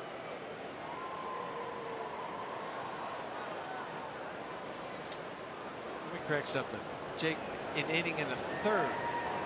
It was his last inning that he wasn't able to retire a batter. So Conforto the leadoff double. Mesoraco at the plate. Mets are up 4-2. And this kicks away from Murphy, and it'll be a wild pitch. And now the Rockies will have to pull the infield in. There's been, as you know, a number of not only walks, but there's been some of these also of late. And that's one where Tom has to open up and block that. Yeah, turn the glove over the other way. We saw it down in Texas once where he did the same thing, tried to pick it on the backhand instead of just using the glove as a backstop. 36 wild pitch for the Rockies. And Mesoraco pulls that foul.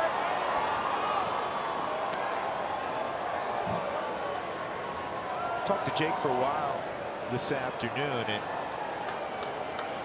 he feels really good. Health-wise, he feels good. The arm feels good. He's really pleased with where his curveball is, which is a pitch he flashed back 4 or 5 years ago when he was with Tampa. I mean, he was 95, 97% fastballs. This ball's lifted to left field and deep, and it's going to sail out of here. Devin Mesoraco with his 7th home run, and now the Mets have opened up a 4-run lead. It's 6-2. Third home run tonight. Excuse me, the 4th home run tonight. We're talking about how the Mets haven't scored the last 2 nights. They had decent ball games, scoring 5 runs. This is the first time they've scored more than 5 runs since May 29th. Mesoraco, he really came off that backside to get through it. That's his 6th home run in the Mets uniform. 12 RBIs. And Story will throw out Batista for the first out in the 8th inning. Well, I know there's probably some fans sitting at home wondering why McGee was brought in to face some right-handers. Looking at the Mets' numbers against lefties on the season, they're league worst. 30th in baseball with a 203 batting average. Yeah, and they were 30th, as you can see now in the graphic, by a lot. Milwaukee at 219, and then it jumps up to 228 with St. Louis. Here's DeGrom against McGee. Somebody else I talked to about the bullpen issues earlier today is a guy that runs that bullpen, Darren Holmes. And of course, Darren had a terrific career working out of the pen. This is kind of hooked toward first. And McGee's got a hustle. Safe. Beat McGee to the bag. Well, Desi had to keep waiting for Jake to get over there.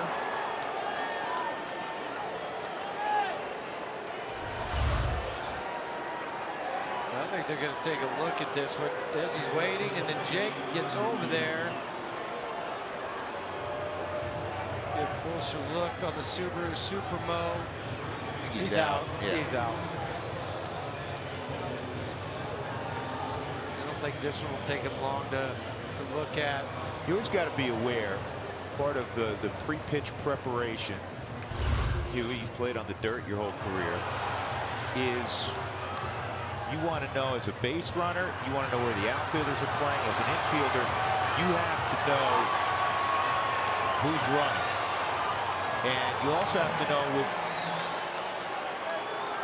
with Jacob DeGrom that he's an athlete and he'll bust it up the line, kind of like Kyle Freeland will. Yeah, good point. That was the first guy that flashed into my mind when you're talking about somebody that doesn't take anything for granted. Kyle Freeland. And But you need to know that. You do, and there's certain pitches you can say, oh, you could fall down, trip. If Bartolo Colon, yeah, I hit can the retie ball, my shoes. Yeah, take your time. Bart's not going to get up the line real quickly. 0-1 on Ahmed Rosario, the shortstop for the Mets. He's 1 for 3. I was talking about Darren Holmes, and Holmes said he remembered a time in '93 with the Rockies. He walked 5 straight guys. Talking a little bit about the situation with Wade Davis yesterday. And he said, yeah, you're concerned right now with everything because the bullpen has been in such a slump. He said, but I believe in those guys. And you look at their track record. Chris Russ in the last 2+ years has been one of the better relievers in baseball. Brian Shaw, one of the top setup men. Wade Davis, one of the top closers. They have, you know, distinguished resumes. He said they'll fix it. It's hard to watch right now, and it's hard when you're going through it. But he thinks back not only on being a coach and looking at guys who work out of the bullpen every night, but he thinks back to his own career, and he had a very successful one. And you're going to have some tough periods. And right now, collectively, they're in a really difficult spot, but he believes it's going to turn around. Well, and so does Bud. You know, Bud believes that same thing. And as you said, Chris Russell, one of the best in the National League. Brian Shaw, one of the best in the American League last year. So you had those two guys. You thought Adam Ottavino would rebound, and boy, has he, because he's done it. But it comes to stringing a couple together to get that confidence, because I don't care how long you played in this game, your confidence every once in a while takes some body blows. And to that point, he said what we really need is one of those one-run games where, you know, somebody comes in the 7th, gets it done. You know, somebody comes in the 8th, like Ottavino typically, gets it done, and then Wade in the 9th, and then the confidence comes back. Rosario can run, he's going to get a leg double. So a 2-out double for Rosario, and that'll bring up Brandon Nimmo, who's been the hitting star tonight for the Mets. 3 for 4.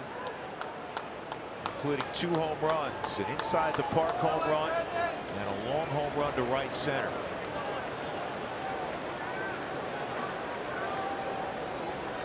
So to add a little bit more to when you have a group of pitchers that are struggling, one of the immediate responses is got to pitch better, which means they got to put more effort. And you'll see guys get into tailspins from trying to overthrow. When we're looking at some of the numbers over the last couple of really the weeks, the walk rate has just increased, and that also tells me, okay, number one, there's some guys that are mechanically going through something, but it also tells me some guys might be trying too hard. And it's funny that you say that, Spilly, and I think you're looking back on your own career and knowing what that feels like, because that's exactly what Darren Holmes said. You know, no matter how much success you've had, you sign a good-sized contract, that sort of thing, and you want to do well. You're in a new neighborhood in the case of Brian Shaw and Wade Davis, and you want to show a new set of fans, you know, who you are, and sometimes you press. No doubt. You see it all the time. I think Bud said it too early this year. Rockies were winning games the first 6 weeks. It was the pitching that carried them. On the plus side, that bullpen was pretty much lights out. Got to get back to baseball symmetry, as we like to say, where everything's clicking night in and night out. 0-2, and Nimmo checked his swing.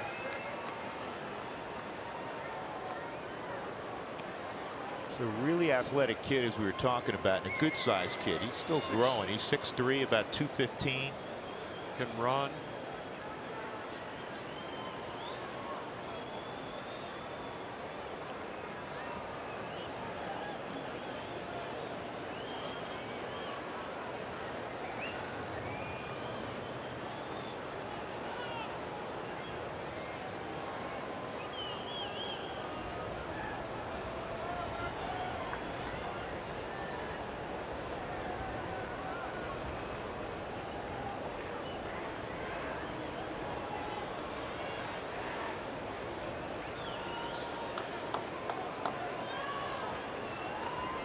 One and two with Rosario at second.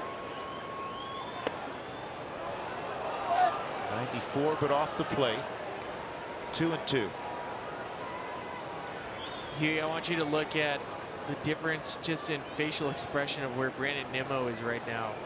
Just tell when a player's locked in.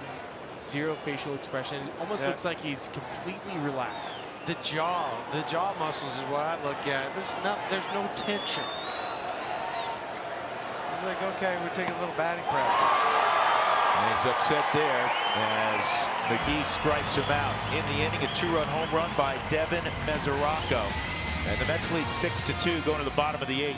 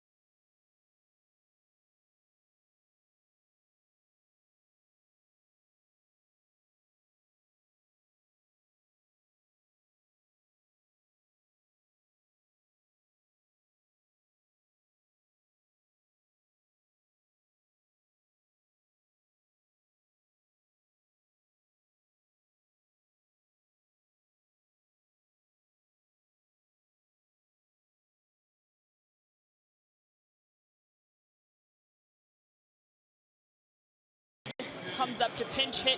6-2 Rockies, bottom of the 8th.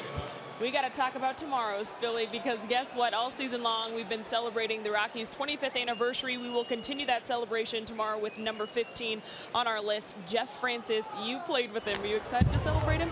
The baby giraffe? Of course I'm excited to celebrate the baby giraffe. That guy's one of the best. His mom, the very first game he ever pitched, I think it was in Cincinnati, was the loudest fan in attendance.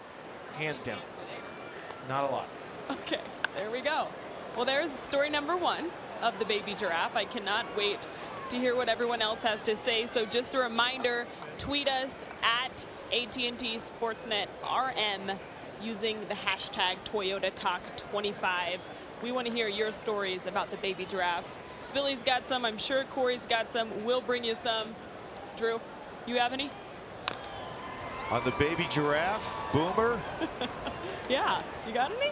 I loved watching him pitch.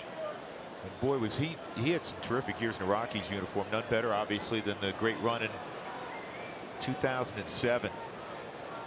He's a pro. Well, during that run, from October or September 16th to October 15th, he had 5 starts. He was 4-1 with the 2.70 ERA during that time. Still never forget that game in Philadelphia, the first playoff game that the Rockies had been in years in 2007, and just having basically it felt like we had our first horse. We had a guy that we could match up. Cuevas pinch hitting, grounds out to Rosario. Billy, correct me if I'm wrong. Didn't they have to like adjust the batter's eye or do something in San Diego because of Boomer? That's right, because he was too tall. 6'7" Canadian. Hold on, stop. He was 6'5". No, he's 6'8". He's a big guy. He's a giraffe. Baby See how giraffe. long his neck is? You know what? I hope Georgie's listening tonight. You sound like Frazier now. You just added like 2 inches to him. Hey, don't be talking about Francis that way. That's George's boy. It's his son. Okay. Right? I'm not talking trash No, about I know. Jeff. He won 19 games if you include the 2 in the postseason in 07. 2 strikes on DJ, a double in the 3rd to the gap in right center. Next pitch will be number 104 for DeGrom.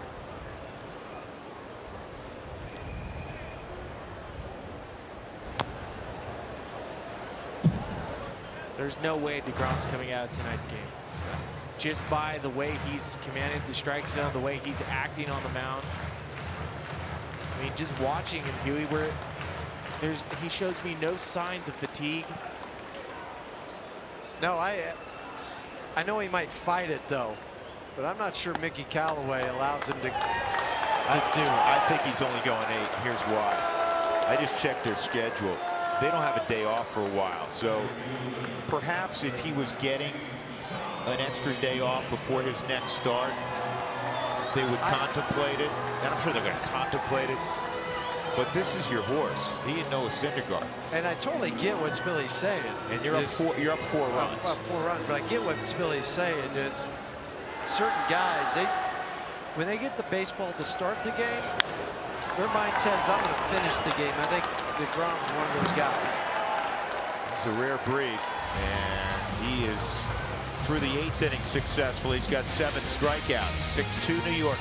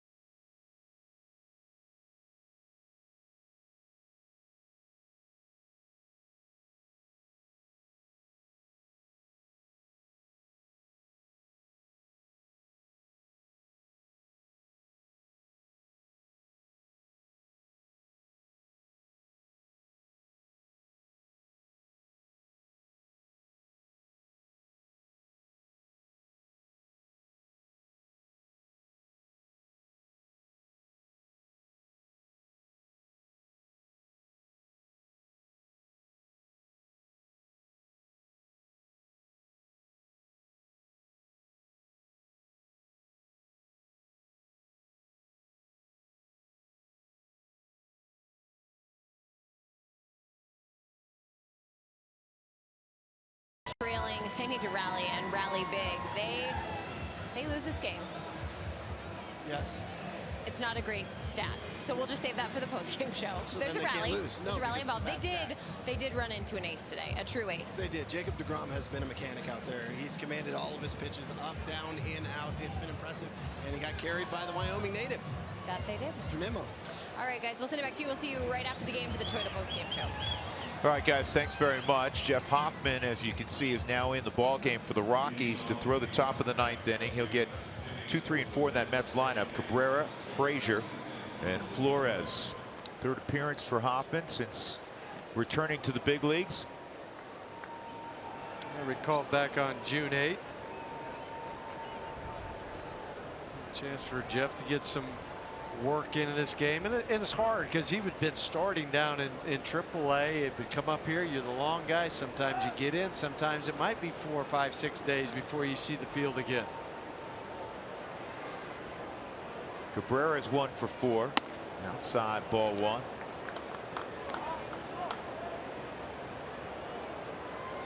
Jeff, he pitched 2/3 of an inning in the game in Philadelphia on Thursday.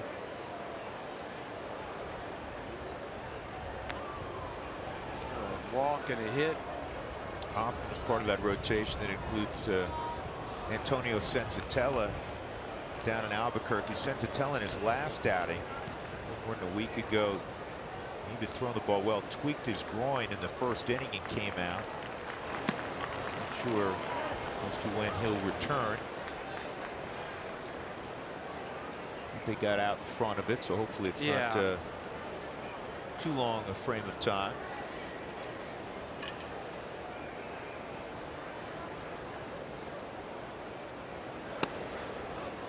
Good news today, though. Carlos Estevez threw a simulated game. First time on the hill. He looked good. Watching that, kind of standing off to the side, threw some good lively fastballs, sliders. Base hit up the middle for Cabrera.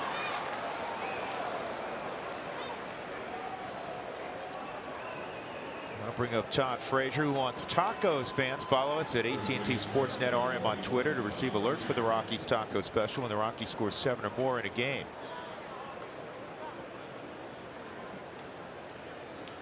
Frazier's 0 for 4. The Mets have a dozen hits tonight.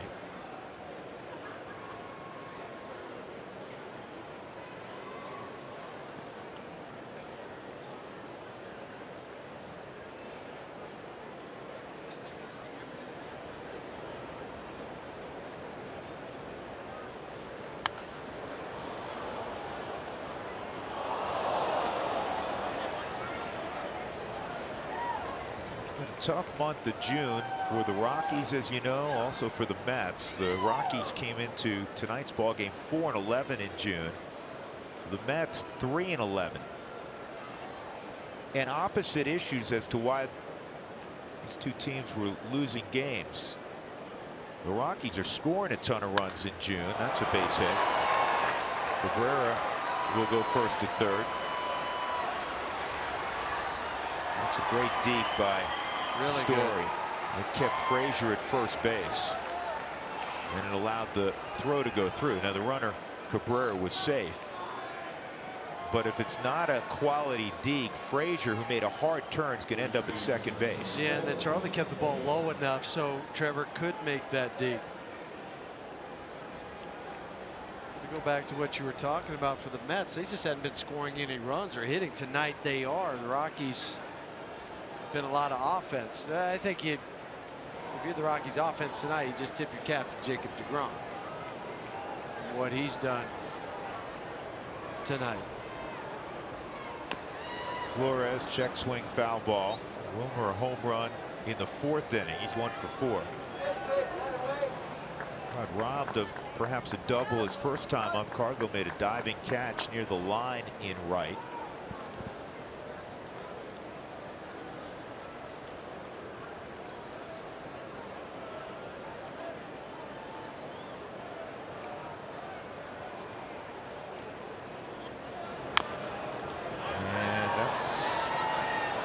in front of the plate. Good play by Hoffman.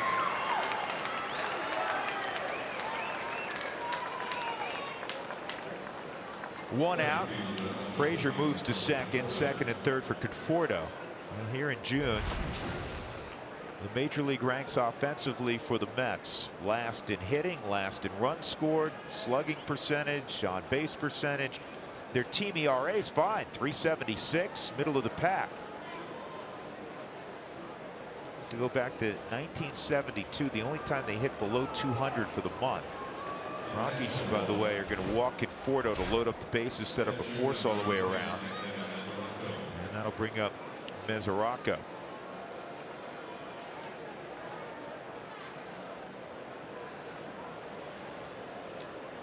Right play strategically. Oh yeah, you set it up for the double play.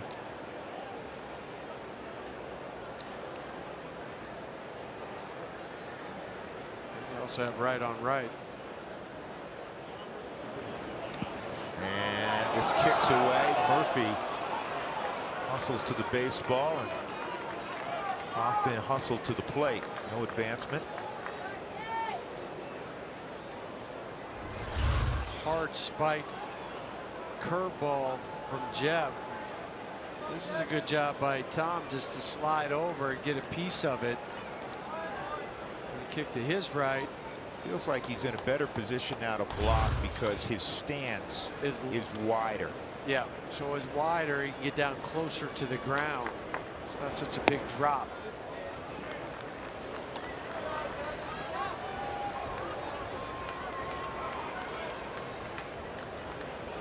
(2-0). Mesoraco hit a 2-run home run in the 8th. The Mets have hit 4 home runs tonight for the second time this year. They did it in Cincinnati in early May.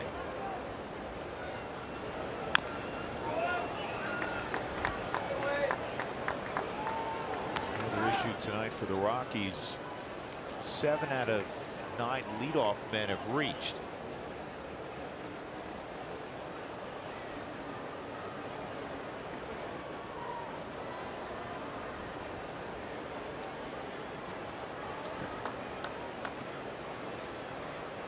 Mike Redmond running the team again. Buddy was tossed earlier in argument with Bill Welke at first base.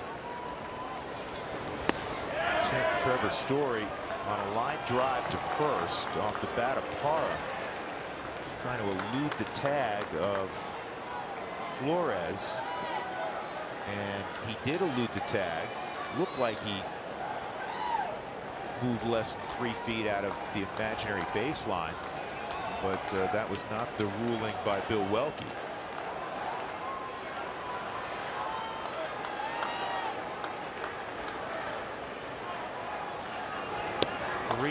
Ball 4, and the Rockies have walked in another run.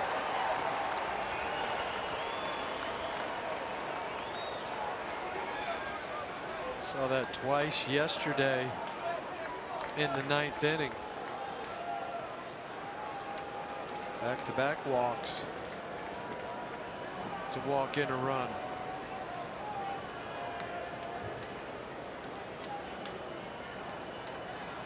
Let's take a look tomorrow, ahead to tomorrow, as to who will be on the mound. Jason Vargas, the left-hander, will go for the Mets, and German Marquez will go for the Rockies. It'll be the 15th start for German. For Jason Vargas, it'll be his 4th start at Coors Field. The other 3 starts, he's 1-2 with an 11.40 ERA. He's given up 19 earned runs and just 15 innings pitched here at Coors Field. Not quite the resume of Jacob deGrom. Is that what you're saying? That's exactly what I'm saying. I like it. Jose Batista, he's walked twice, 0 for 2 officially. Does have an RBI. And that's in the dirt. That's up 7-2 in the 9th.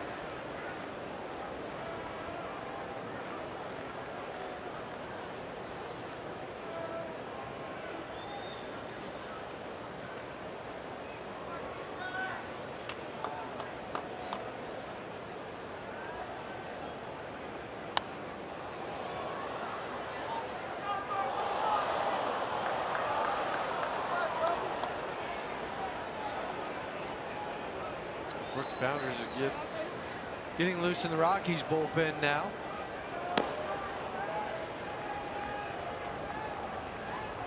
Anthony Swarzak had been up in the Mets pen.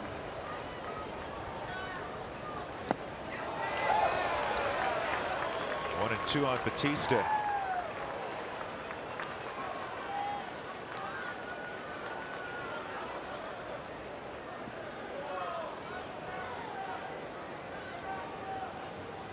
Texas won again. They won in Kansas City tonight 6-3. Bartolo Colon got the win, is 244th.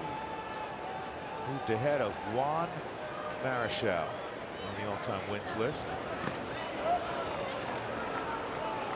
I bet you if you went back through the game log, probably threw 80% fastballs.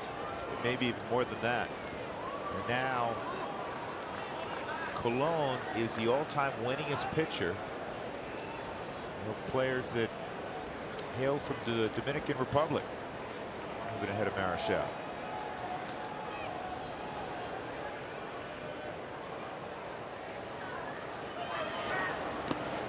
And the count goes full. Coloni's 3 wins ahead of CC Sabathia, who has 241. Those are the top 2 guys. The only 2 active pitchers with over 200 wins, although Verlander's just 3 away.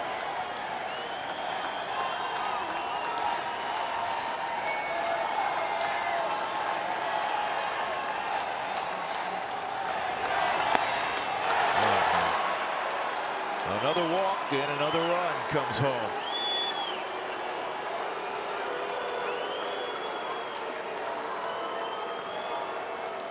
Eight to 2.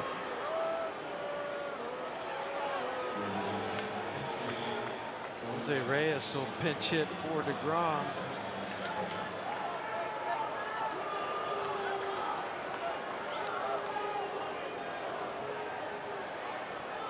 Brooks Pounders is going to be coming into the ball game.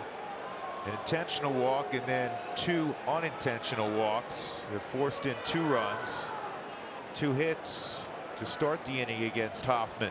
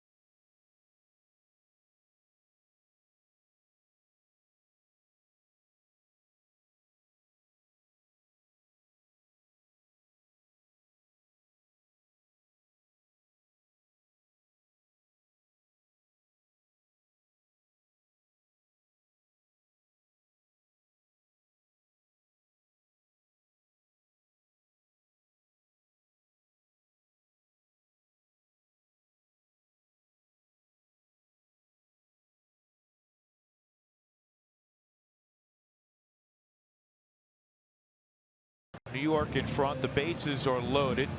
2 runs forced in on walks by Jeff Hoffman. Brooks Pounders will try to get the final couple of outs here in the top of the 9th inning. Mets have scored now in 6 different innings. It's easier to count the innings they haven't scored in. 3rd inning, 5th inning, and 6th inning. The Mets have had at least 1 base runner in every single inning. And again, this is a Mets team. As you look at Jose Reyes, who's going to pinch hit for DeGrom. This is a Mets team We just showed you the stats. They came in with the most anemic offense over the last month in baseball. And they'd only scored 30 runs coming into the game tonight in the month of June.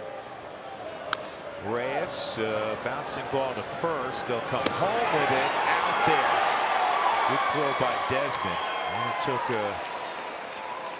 only a perfect throw, but one with some juice on it to Murphy to get the force out. I like that from Ian. You know, cut that run off. He's charging home. He sets his feet. That's a shortstop arm that he shows. It's a good throw to Murph. Yep, ball in the glove before the foot of Conforto touches home plate. Here's a Med Rosario, 2 for 4 tonight, 2 singles, excuse me, a single and a double. He had a hustle double, a couple of strikeouts. Pounders fastball inside ball 1.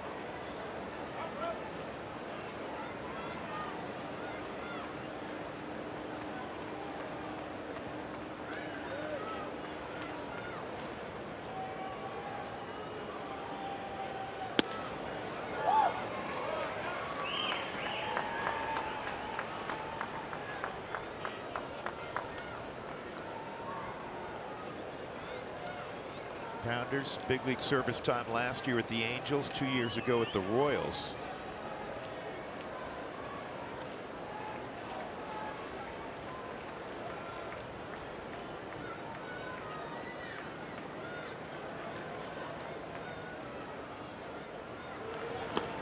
And he went, no question, 1 and 2. Brooks comes from a baseball family. His dad, Brad, played at UC Riverside. Actually a 3rd round pick in the '84 draft by the Padres. Pops in the UC Riverside Athletics Hall of Fame. Played 5 years of minor league baseball.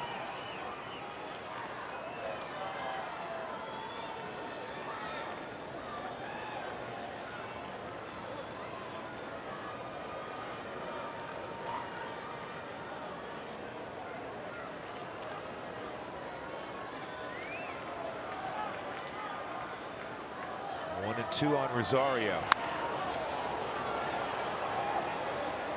Mid-90s fastball fouled off.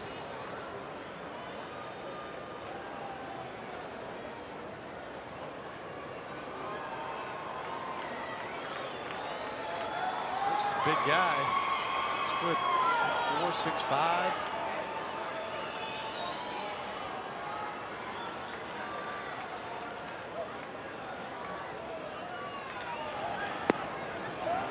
Close.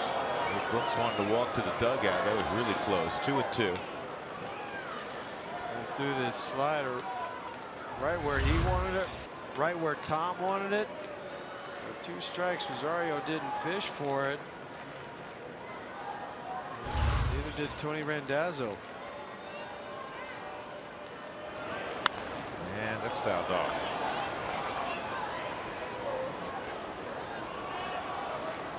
Yeah, Brooks is listed at 6'5", 279 in the media guide. Fastball slider combination.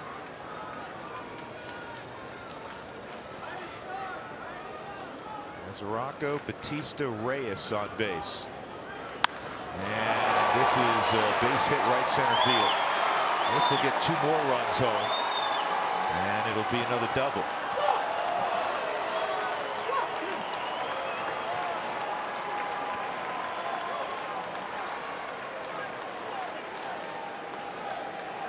A couple more runs will be charged to Jeff Hoffman. Rosario tonight, that's 3 hits. 2 RBIs. Get 10 to 14 hits on the night for the Mets. You can just see it too. Pounders had a pitch down where he thought he had a chance to end the inning. It's just been the way it's been going for the Rockies bullpen. A lot of borderline pitches not going their way. And then they miss up. Nimmo, ground ball up the middle, base hit. That'll get 2 more home. I just don't know what to say. There's nothing really we can say anymore. Just gotta weather the storm.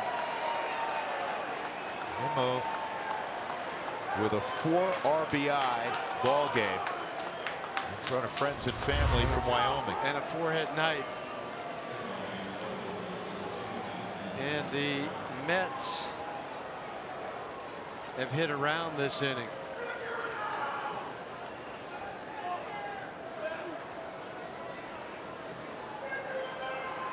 He's still laying out, still trying to stop those runs from going in. Here's Cabrera. 6 runs in this inning for the Mets. Last time the Mets had reached double digits in runs, it was over a month ago, May 15th.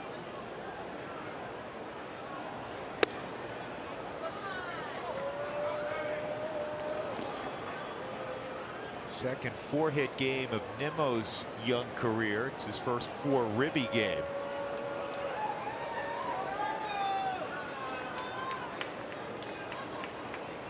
"15 hits.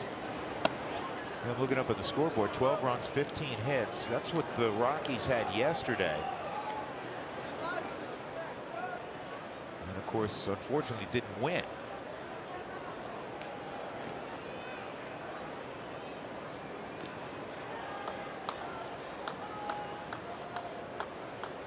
Nimmo's other 4-hit game came a few weeks ago in Milwaukee. That's a strike. 3-1.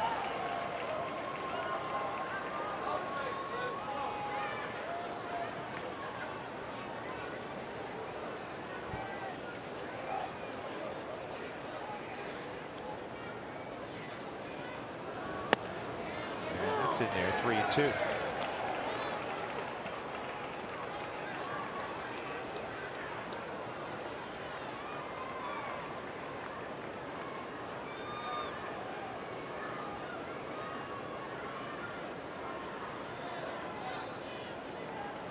Nine runs the last 3 innings for the Mets. Cabrera swings and misses to end the 9th inning. 6 runs. 10 came to hit.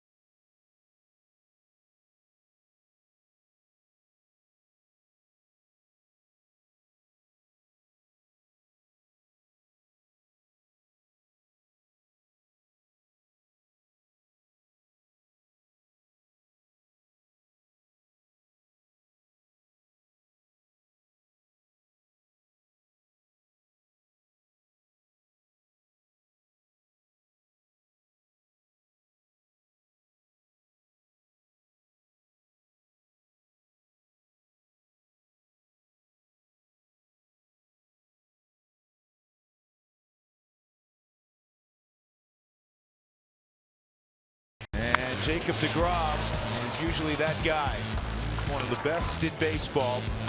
8 innings. He allowed 2 runs on 5 hits. Struck out 7, walked 1. I actually thought the Rockies had a good approach against him most of the night. But he's tough, and he's especially tough with traffic. He came into the ball game when there are runners in scoring position. The opposition over the last 10 games, 2 for 37. He did similar work tonight. And he lowered his ERA from 1.55 to 1.51. Seawall 24th game this year. In the air to deep center field, but playable out there for Conforto. And Nolan's retired. So I know before the game today in the clubhouse, Carlos Gonzalez was asked by several media reporters, especially after yesterday's game and coming into today's series, was there a team meeting? And Cargo said, no, there's no real need for a team meeting. You do those when you have team separation, when you have finger pointing, and that's not where the Rockies are at. However, when you go through a stretch like the Rockies are going through, the frustration you can see is obviously mounting. You do have the friendly reminder. It might be tonight, it might be tomorrow, but I would assume, Huey, and you probably agree with me, there is going to be a discussion amongst the guys. Definitely. I mean, it's only, I want to say, kind of natural when you played games, and that's what you got to make sure you don't have, though. Because I've been on teams that there is that separation, and that's the last thing you want.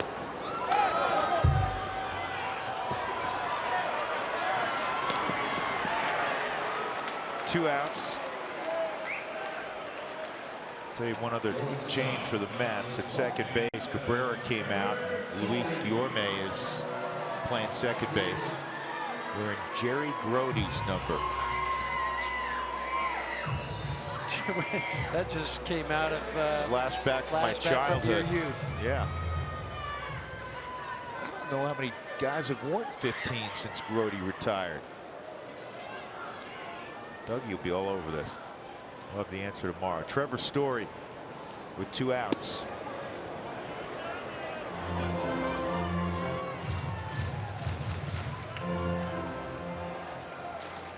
Well, it's one of those deals also, which you guys are talking about. It's not, it's not lack of effort. It's not lack of preparation. It's not lack of desire. It's not lack of want to. No. It's just right now, obviously specifically, I have to point all the fingers at the bullpen, but right now, the bullpen is in a really tough place. And that's what. And every guy down there knows it, and every guy down there is individually trying to change it when they take the baseball. And they're out working early at 2:30 in the afternoon. And that's what the meeting's about. If you're in a clubhouse, and I've been part of these meetings where you say, hey, listen, we're not pointing fingers, we're here to support you. We need to play better. We need to play better as a group and trust in each other. And we'll get through it. The biggest thing you can do as an athlete is give confidence to one another. However you do it. But that's where I'm saying you don't want that separation between, the pitchers and the position players. That's the last thing. And as Carl was saying, that hasn't happened. No, and I don't think it will. No, and that's a great thing. I just think that the group will give themselves a friendly reminder that there's plenty of talent on the team to overcome whatever they're going through. That is officially ball four. So Story with two outs goes down to first. Parra coming up.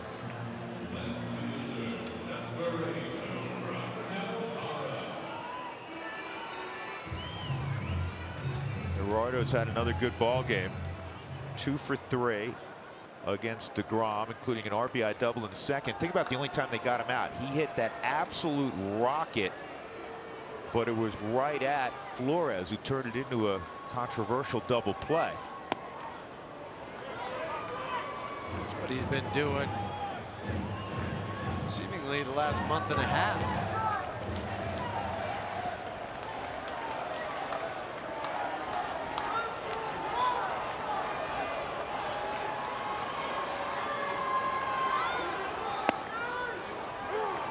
That's a strike, 1-1. Trevor moved up.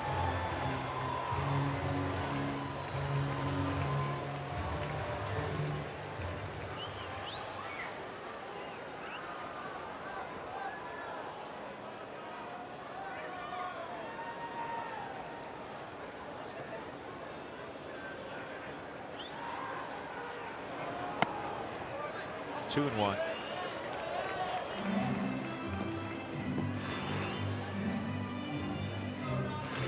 Seven-game homestand for the Rockies.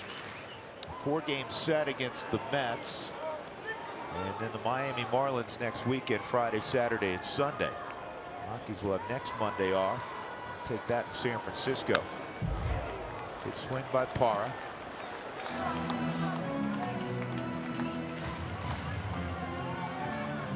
Mets are in the midst of an interesting trip because they play, obviously, 4 here. They played 4 in Arizona. Split that series.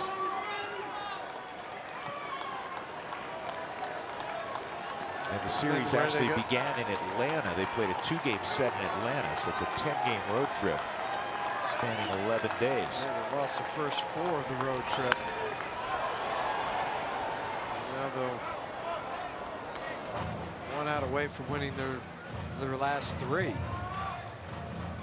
When they go home, they'll play the Dodgers.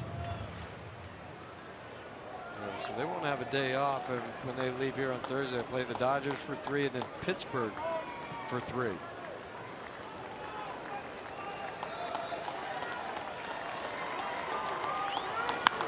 This ball is well hit to left field. And it's going to die on the warning track in the glove of Nimmo. Fitting that he would make the catch. 27th out. Tough night for the Rockies once again as they fall 12-2 to the New York Mets. And DeGrom is the winner. He's 5-2. Tyler Anderson takes the loss. He is 4-2. The Rockies have now lost 8 straight games at Coors Field. That has never happened before. Their longest home losing streak ever was 9 games, but that was in 1993 back at old Mile High Stadium. So the Rockies, an 8-game losing streak for the first time ever at 20th and Blake. The Rockies fall to 34-38. The Mets improve to 31-38. The Toyota postgame show next from here at Coors Field.